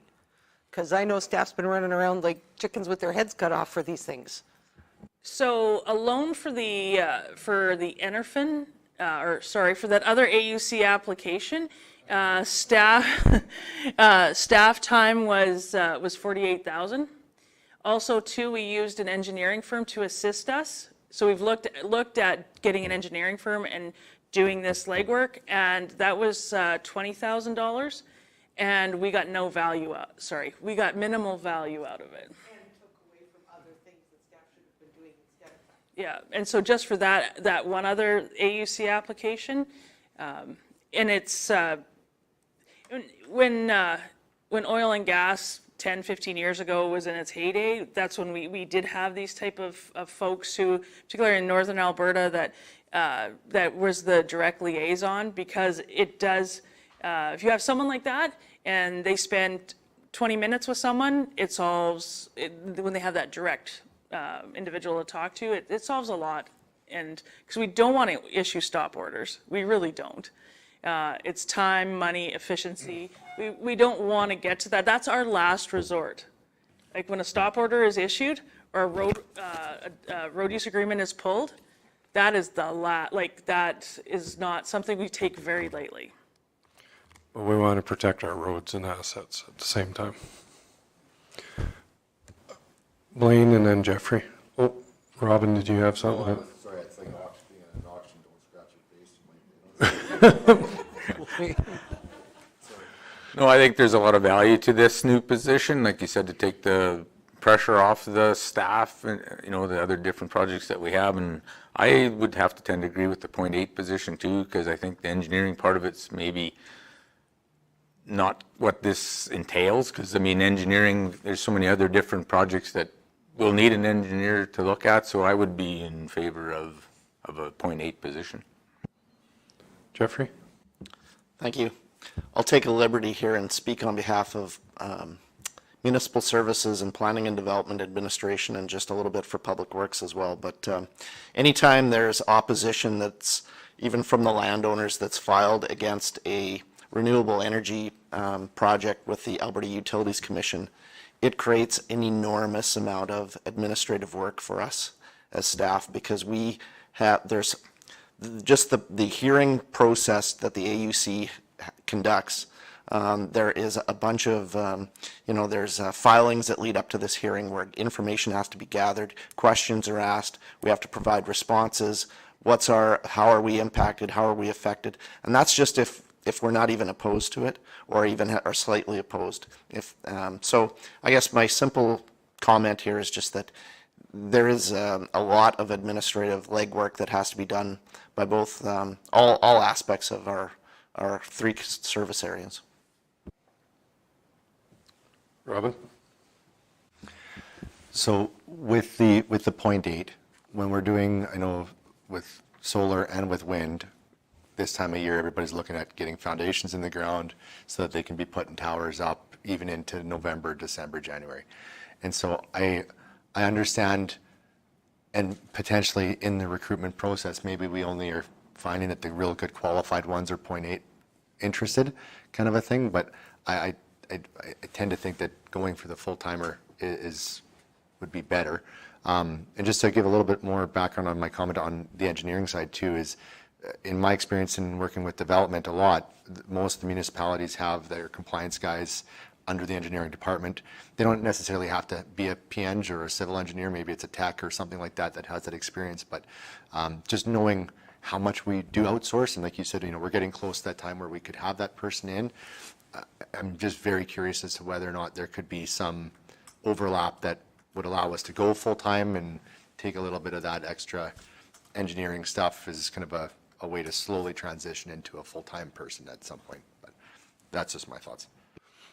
I think what you're asking though, Robin, is way out of the realm of this. Like, your idea is there, but it doesn't match what she's asking for here. Yeah, that's why I moved it as amended. It was just the idea that what she's looking for could very easily, like almost all of the people that come out and do compliance work in my world are PEng, almost all of them.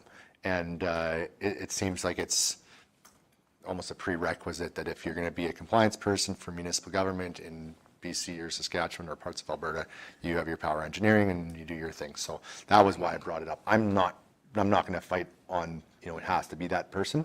It was just a thought to get it up to the full-timer and maybe kill two birds with one stone. Yeah, but your motion is to move it as amended, but are you amending something to this motion? Or are you leaving Is there an appetite to amend it, or do we want to kind of move with, I made the amended motion as a blanket statement so we could start talking. That was basically it, so. I think I'd have to tend to agree with Blaine myself, that what she's asking for with the 0.8 is let her go with that, and if she needs more in the future, that's what she can bring Pilot back to us. project, another pilot project. Are you wanting the 0.8 as a soft sell to get it started as a pilot? Because I'd be happy to move it as a full-time and then come in, and if you say, well, we only need it as a 0.8 and go from there. Like, I don't think that the 0.8 to full-time is going to keep this from moving forward. It's just a question of how do we utilize that person and get the best bang for our buck. So my goal is to start advertising the middle of December if council wishes to proceed with this.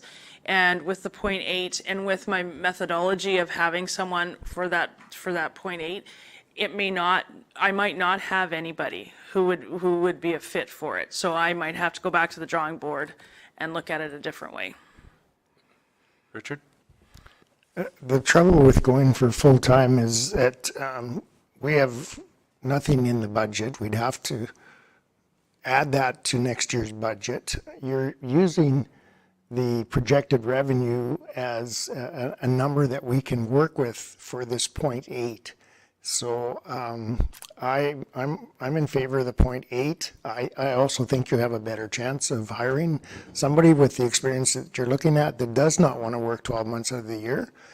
And Shane, anybody over 50 is a senior, right? So, but I think if you're looking at a full-time person, that just opens up we really have to look at our budget then, and staff would have to come back with a new or there's an additional cost there, where this one's gonna hopefully closely balance out. Lloyd?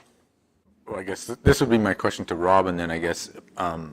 So is the problem the 0.8 or the qualification?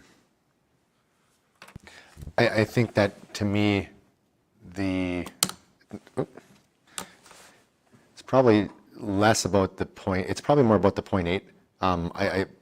I don't think that the budget is a concern, because at the end, we're splitting hairs.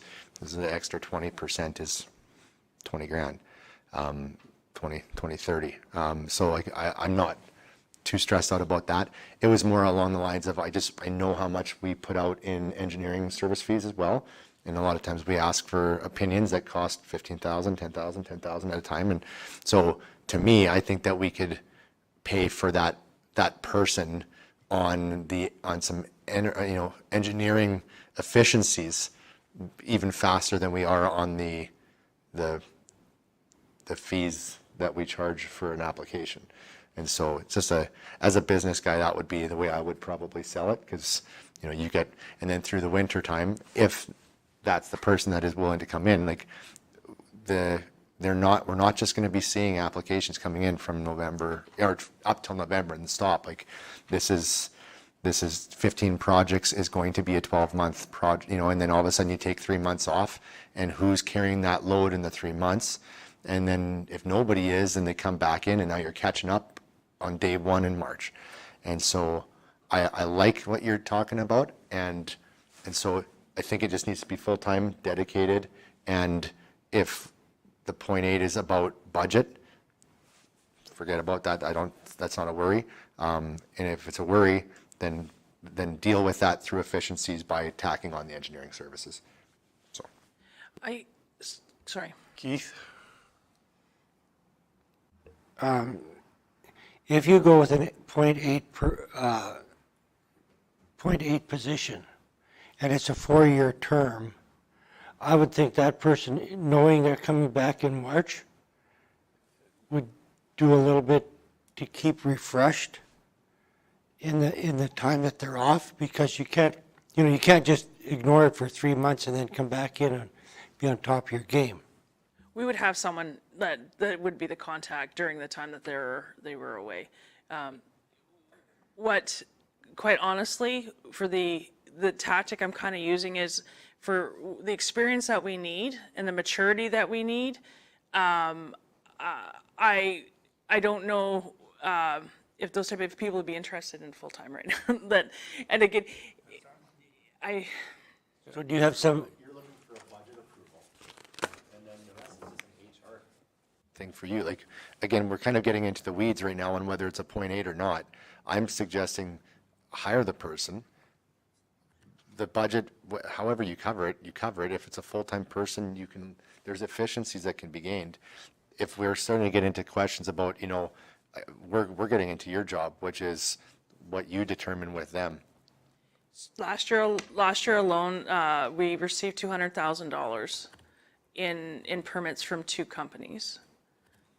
And so that's what would offset this cost. And so if council was cool, I'm just kind of throwing this out. So if council wished to give me authority for a 1 FTE, however, I'd like to try see if I could get someone as a 0.8 and see if that works, because I might be like totally off my rocker with my way I want to go about it. And if not, then maybe have to go down the full-time road. I'd just like to start proceeding. Michelle? Yeah, I see where you're coming from, Robin, but I think you're going to figure that out after the first year, right? Like if we let her do what she wants with the part or the 0.8, at the end of that first season, I think that if he's gone for 3 months, or she, whoever it is, you're going to notice that. And then they can come back and say, okay, well, this isn't going to work. We need 4 year, well, yeah, but still, couldn't we, we're council. We could amend that in between if we needed to. It would be seasonal in nature. It wouldn't be a contract. They'd be an employee, they'd be a seasonal employee with a .8 position. Yeah. Okay. Oh, totally. You want to change your motion? Yeah, I'll amend my motion to approve it as presented with up to 1 FTE. So up to, you can do your way, and then it leaves it in your hands. And I'll leave it at that.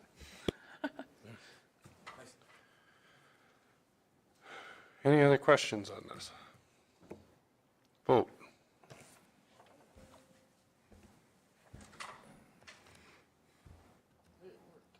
That's carried. All right. Thank you, guys. We're Thank you. stopping for lunch.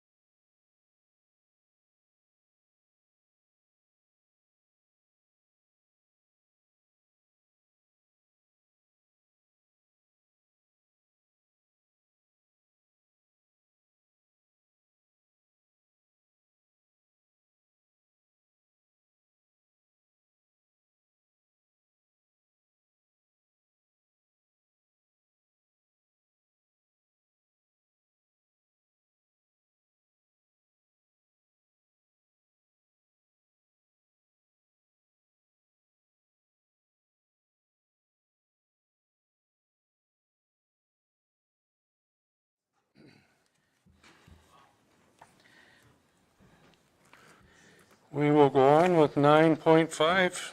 Tara Lynn. Thank you, Mr. Chairman. Before you is the 2023-24 Shortgrass Library budget. It commences on page 81. The recommended motion that council approve the Shortgrass Library System municipal levy of $4.97 per capita in 2023 and $5.13 in 24, using the 2016 Municipal Affairs population figures of 7,662. And the RFD continues, the letter from Shortgrass, and the budget. Thank you. Michelle? I will move this, and just a little bit of an explanation. We went through this at the last, 4 meetings. It's been jumping back and forth because the provincial government doesn't use, they had a site where we got our population figures from. It hasn't been updated since 2016, and now they've gone away from that, and they're using Alberta Treasury numbers, except for those aren't very accurate, because they have some of the municipalities with saying that the population has been increased by 400 people, yet in actuality, they've lost 100 people. So after a lot of deliberation, we went back to the 2016 numbers. They are going to go up eventually if we ever can find a uniform number to agree on what the population is, but I don't know when that's going to come yet. So we're sticking with the 2016 numbers, and so we got a break for another year at least. Okay. You're making a motion on that? I think that was the beginning. Started over. Any questions or comments on it? Not seeing any? Oh, Keith? So is the levy going up or down or staying the same, or? Right at the moment, it's the same. Okay. It's going to go up because we can't keep using 2016 numbers, right? But right at the moment, the provincial government can't agree on what set of numbers to use. So until they figure that out, we're sticking with the 2016 ones. But eventually it will go up to what the actual numbers are.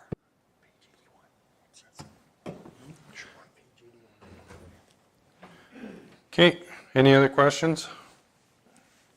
Vote. Easy on that. Okay, that's carried. 9.6, Darlene. Thank you, Mr. Chairman. Rescue Unit 5 pilot project. It is on page 88, and information to follow. The recommended motion that Council direct administration to proceed with the proposed operational change of retaining the current Rescue Unit 5 vehicle rather than allowing it for its dispersal, and the Dunmore Station will operate this vehicle as a multi-purpose rescue unit as part of a pilot project to support Cypress County in a wide range of more complex, extended operations for emergency incidents. And so at the bottom of page 88, it explains where the unit came from. It talks about the equipment that is going to be outfitted with, and it's the equipment that's going to be outfitted on the unit is what we currently use. And there's some further discussion on it, and this project is to be evaluated for effectiveness, utilizing information in the next couple years, so that we have good data. So in 2025, when engine 11 is up for replacement, that there might be ability to not replace that or replace it with an appropriate equipment. Okay. Richard's making the motion. Any questions or anything for our fearless leader? Keith? How many miles are on this unit? I think it's around 20,000 kilometers, so very, very low. Okay. That's it? Well, I really like the idea of repurposing this piece of equipment. I notice in the report that you've been using the wildland truck for medical responses, and I'm kind of questioning why we've been doing that. Because when I think back to when Cypress County bought it, I mean, the talk back then was this was to be used for grass fires, not, and I'm kind of wondering how this thing got used to do all these medical calls. Yeah, good question. So it's a smaller unit, obviously, than an engine. It travels a lot faster than an engine. So at the time, that's the most fit for purpose unit to get to, especially cardiac arrest calls in a timely manner. That being said, the biggest disadvantage is the tires on the wild end and the amount that goes down the highway for medicals, followed by motor vehicle collisions, where, that's the most fit for purpose unit we did have, but Rescue 5 would definitely be a little more fit for purpose, and it will save a lot of wear and tear on that well end unit. Any other questions? Lloyd? So are you removing like the water tanks out the back? Like, is it going to be strictly for medical? Correct. So we're going to do a few modifications to it, and we're going to remove the water tank out of the back. And what we envision is one of our gaps in Cypress County is we don't really have support vehicles to support, structure fires with extra SCB balls. Now we throw them back of our pickup trucks. We want to modify this a little bit, be about $1,500, which I think is part of the RFD.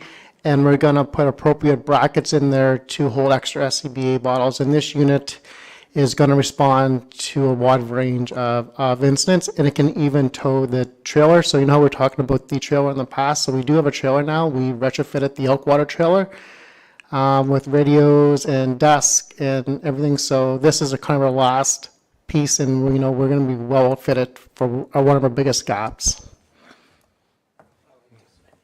Yeah. So, Richard? I just wanted to comment too also, Jason, that I appreciate the details in this. It just makes it easier for, me personally to make a motion when I know more of the details of what your thoughts are and the plans. So well done. Thank you.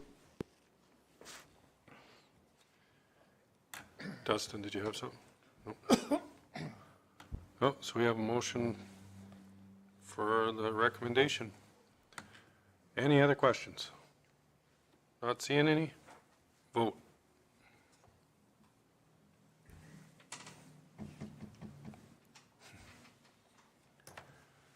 That's carried. Thank you for that. That was well put together. Thank you.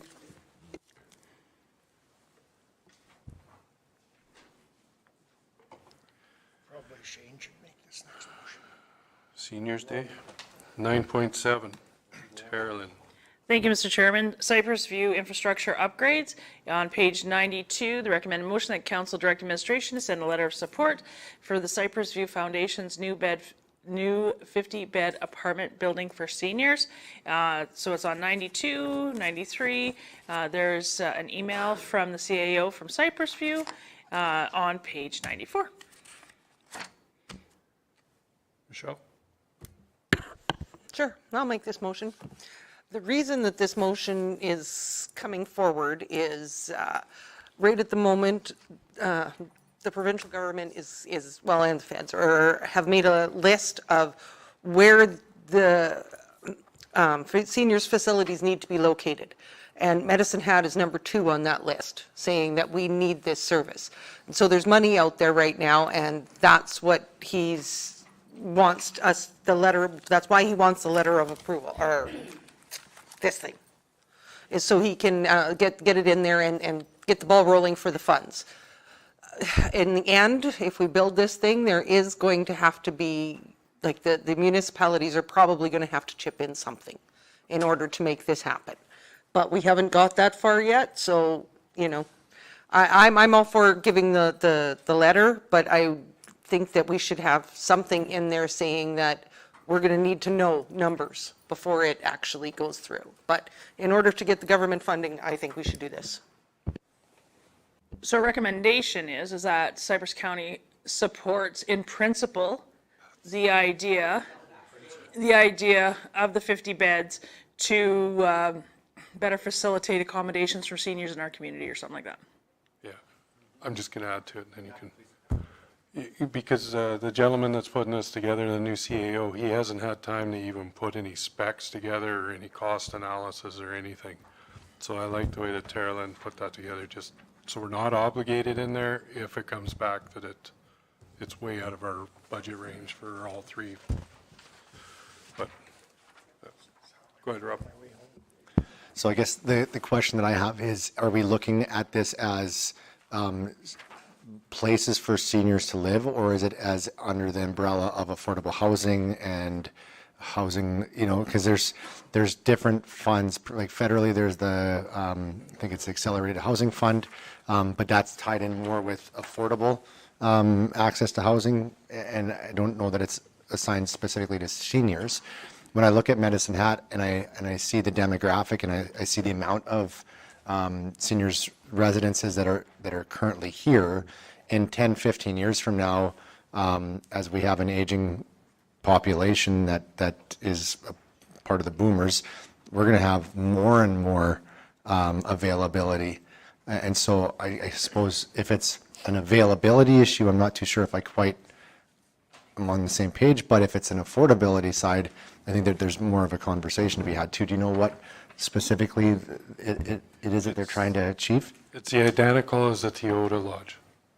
It's identical setup that it's going to be. So it's for low-income seniors that can't afford, that need subsidized or housing. That's exactly what it's for. So seniors, yeah. Seniors, yeah. Yeah, but you never know. It's just a rental affordable housing for seniors. And I think it's 65, right? Yeah, 65 and over. So, yeah, no, I'm not there yet. You can probably make it though, Lloyd. Richard? Robin, just for clarification, if you read in that letter, it says that it is geared to income, it's to build a rent geared to income seniors apartment building, so that'll help you on the clarification. There's a lot of seniors in there that cannot afford even an apartment in town because they just don't get enough pension check to pay rent and eat at the same time. Well, I know last year there was I think it was 1.4 billion in federal funding for the Housing Acceleration Fund, and that was allocated to larger urban centers, but it was specific to the affordable housing side, and I could see this kind of fitting underneath of it. But is that municipally owned, or is it? This will be municipally owned. This would be municipally owned. Yeah, foundation. Redcliffe, Medicine Hat, and Cypress County. Okay. Go ahead, Michelle. Just something else. Yesterday, I was talking to Sarav, and he had said that he doesn't want the building to go completely to seniors housing. He wants to have other things in there, right? Like he wants to have a dentist office, a coffee shop, and all this stuff. So he wants to keep it kind of open. A majority of it will be geared towards rent-to-income seniors, but there will be other things in there because he said that will make it easier for the government will give him money for it, right? Yes. Value added, that's the word I was looking for. Thank you. Yeah, but I like changing the wording to Yeah, me too. the way Tara Lynn said it there. Any other questions on it or comments? So Michelle's motion will be as, you got it, principal? Okay. All right, I'll ask for the vote. Vote.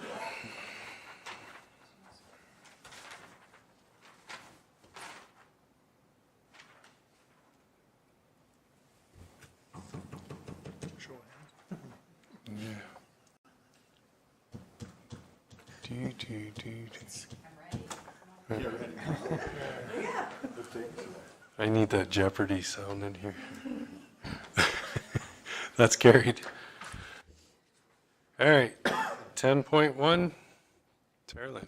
Thank you, Mr. Chairman. So before you is our only unfinished business item.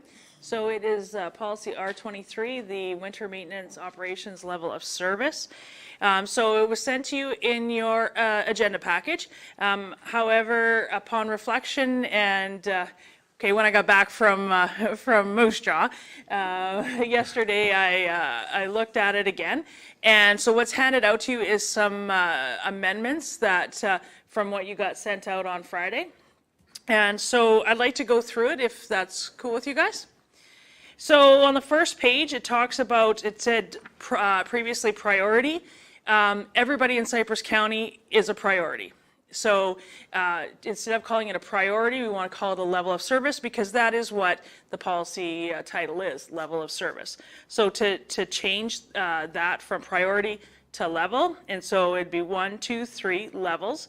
And then level 4 is fee for service.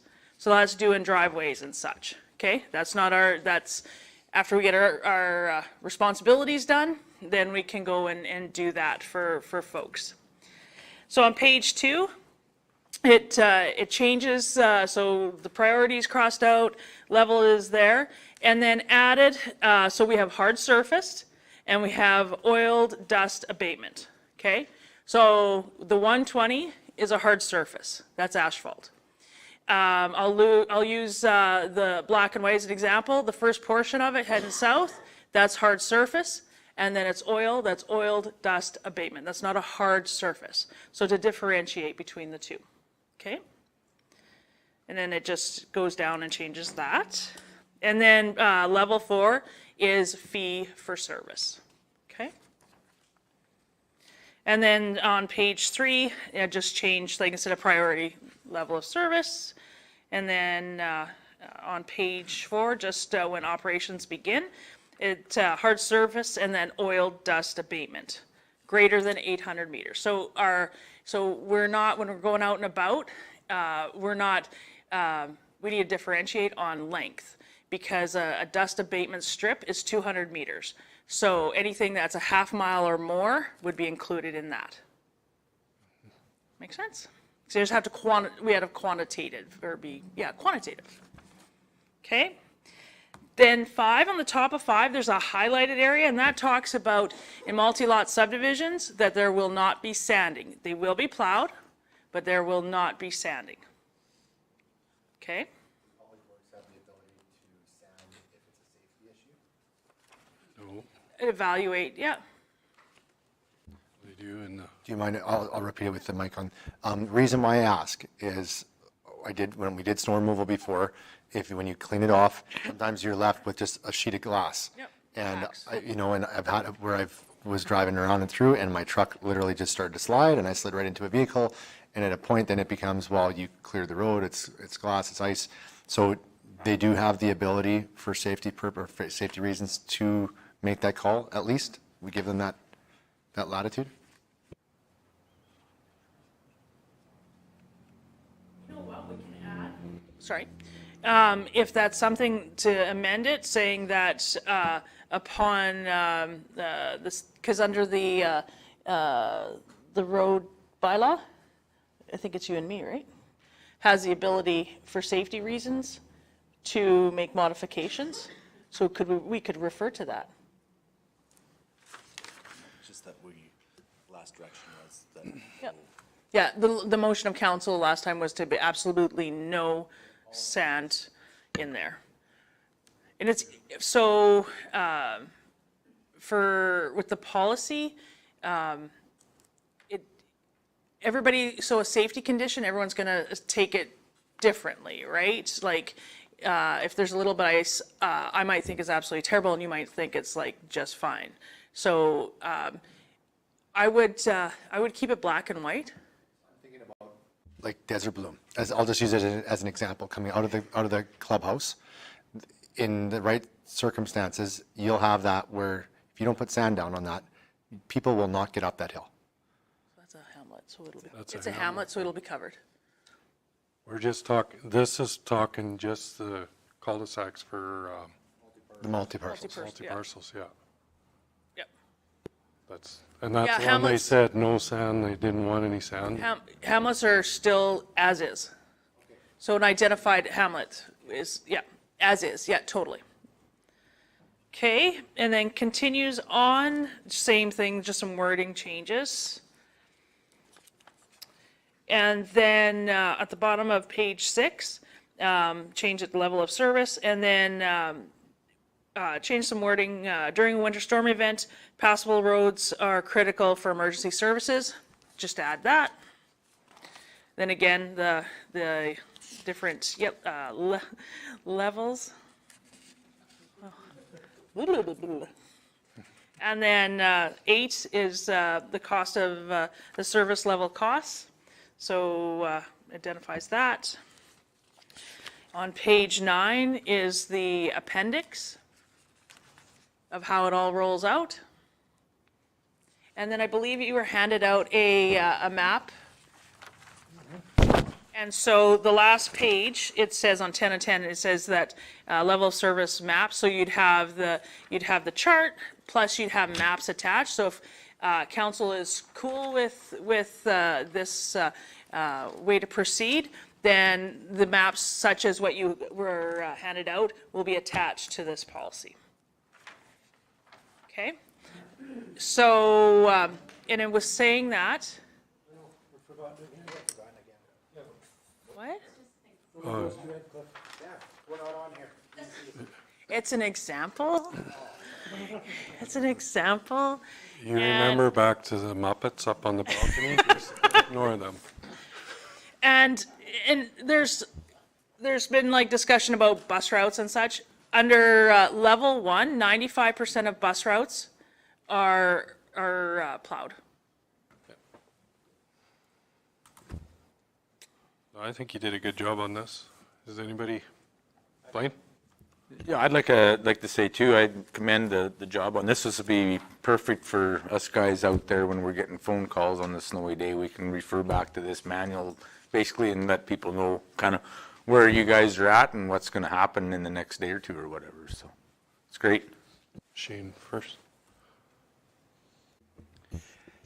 Now I got a question, but it was brought to my attention by a resident of Desert Bloom, and I got thinking about it. In Desert Bloom, we have the 2 access routes out. Well, now I guess there's 3. But let's say at the first stage, that first subdivision part, because it is a dangerous goods route. I mean, the big trucks can use that road. If there's a dangerous good accident in it during a snowstorm or whatever, that intersection, at what time do we look after the other access out? Because there is one, I believe, down farther, off of South Boundary that has gates.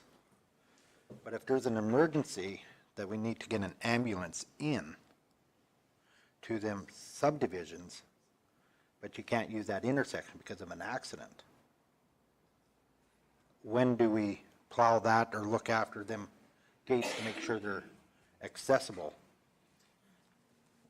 during the winter? Yeah, thank you, through the chair.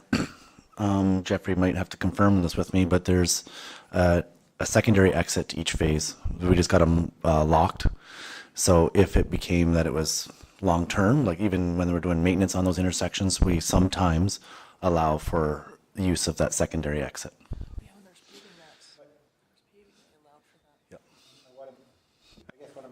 And where do we fit that in to snow clearing if we got a bunch of snow? When do we make it a priority to? Level 3. I would recommend level 3, because hamlets are all under level 3. So that's when they would be plowed.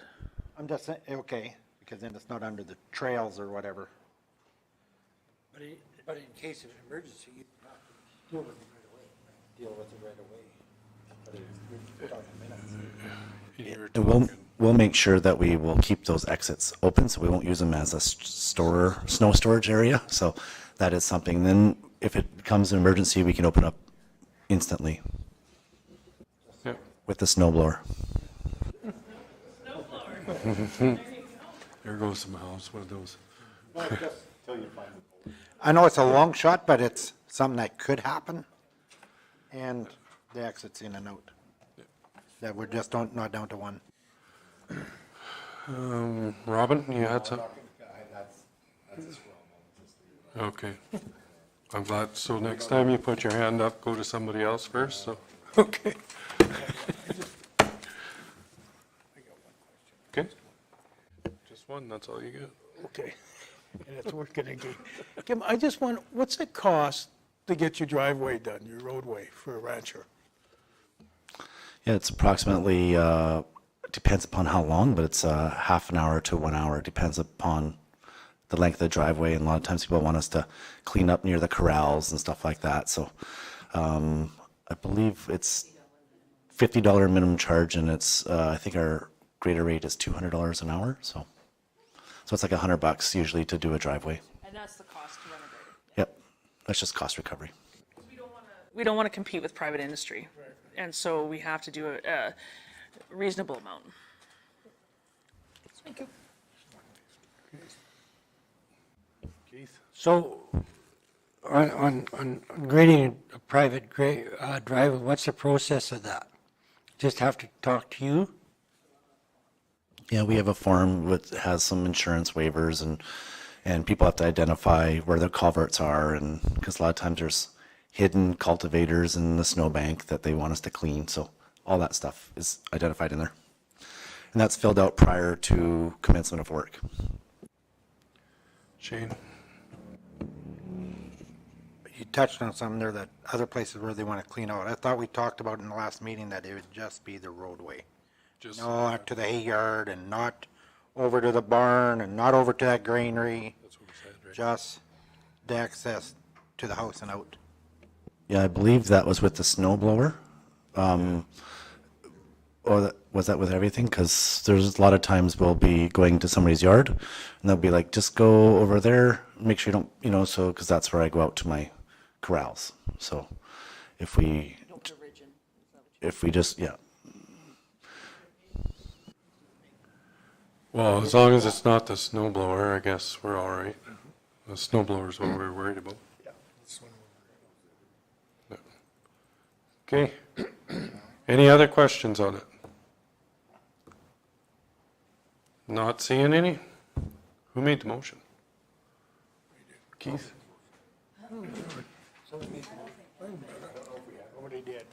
Oh, did we start?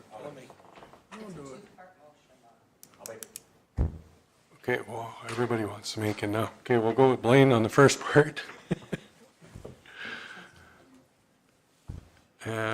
Level of service made and presented. All right, vote.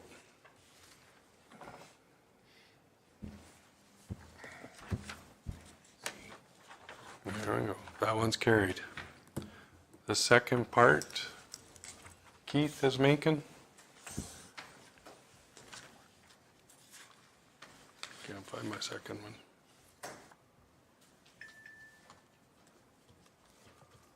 Everybody sees what it is? Vote.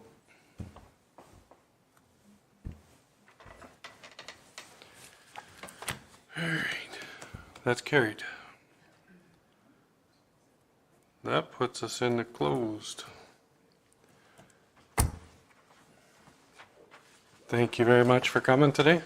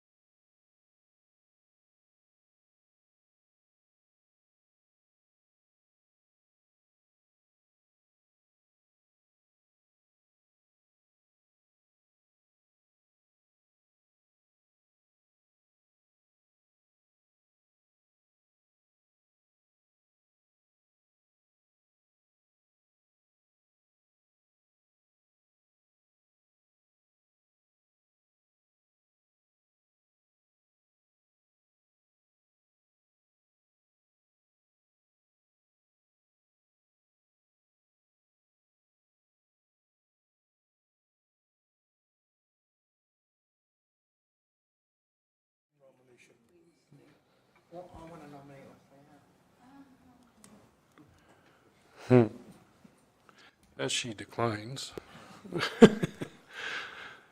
Okay. Vote.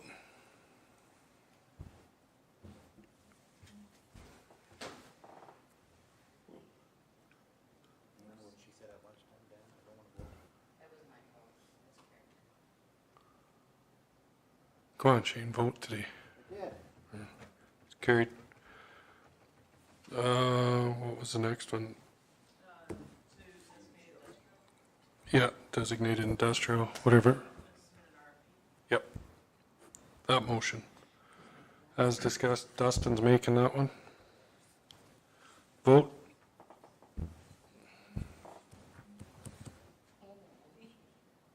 Oh, that was quick. I was gonna have a nap. Carried. Last one is to continue on with staff or administration to speak with Equus and move next steps. Shane? Vote.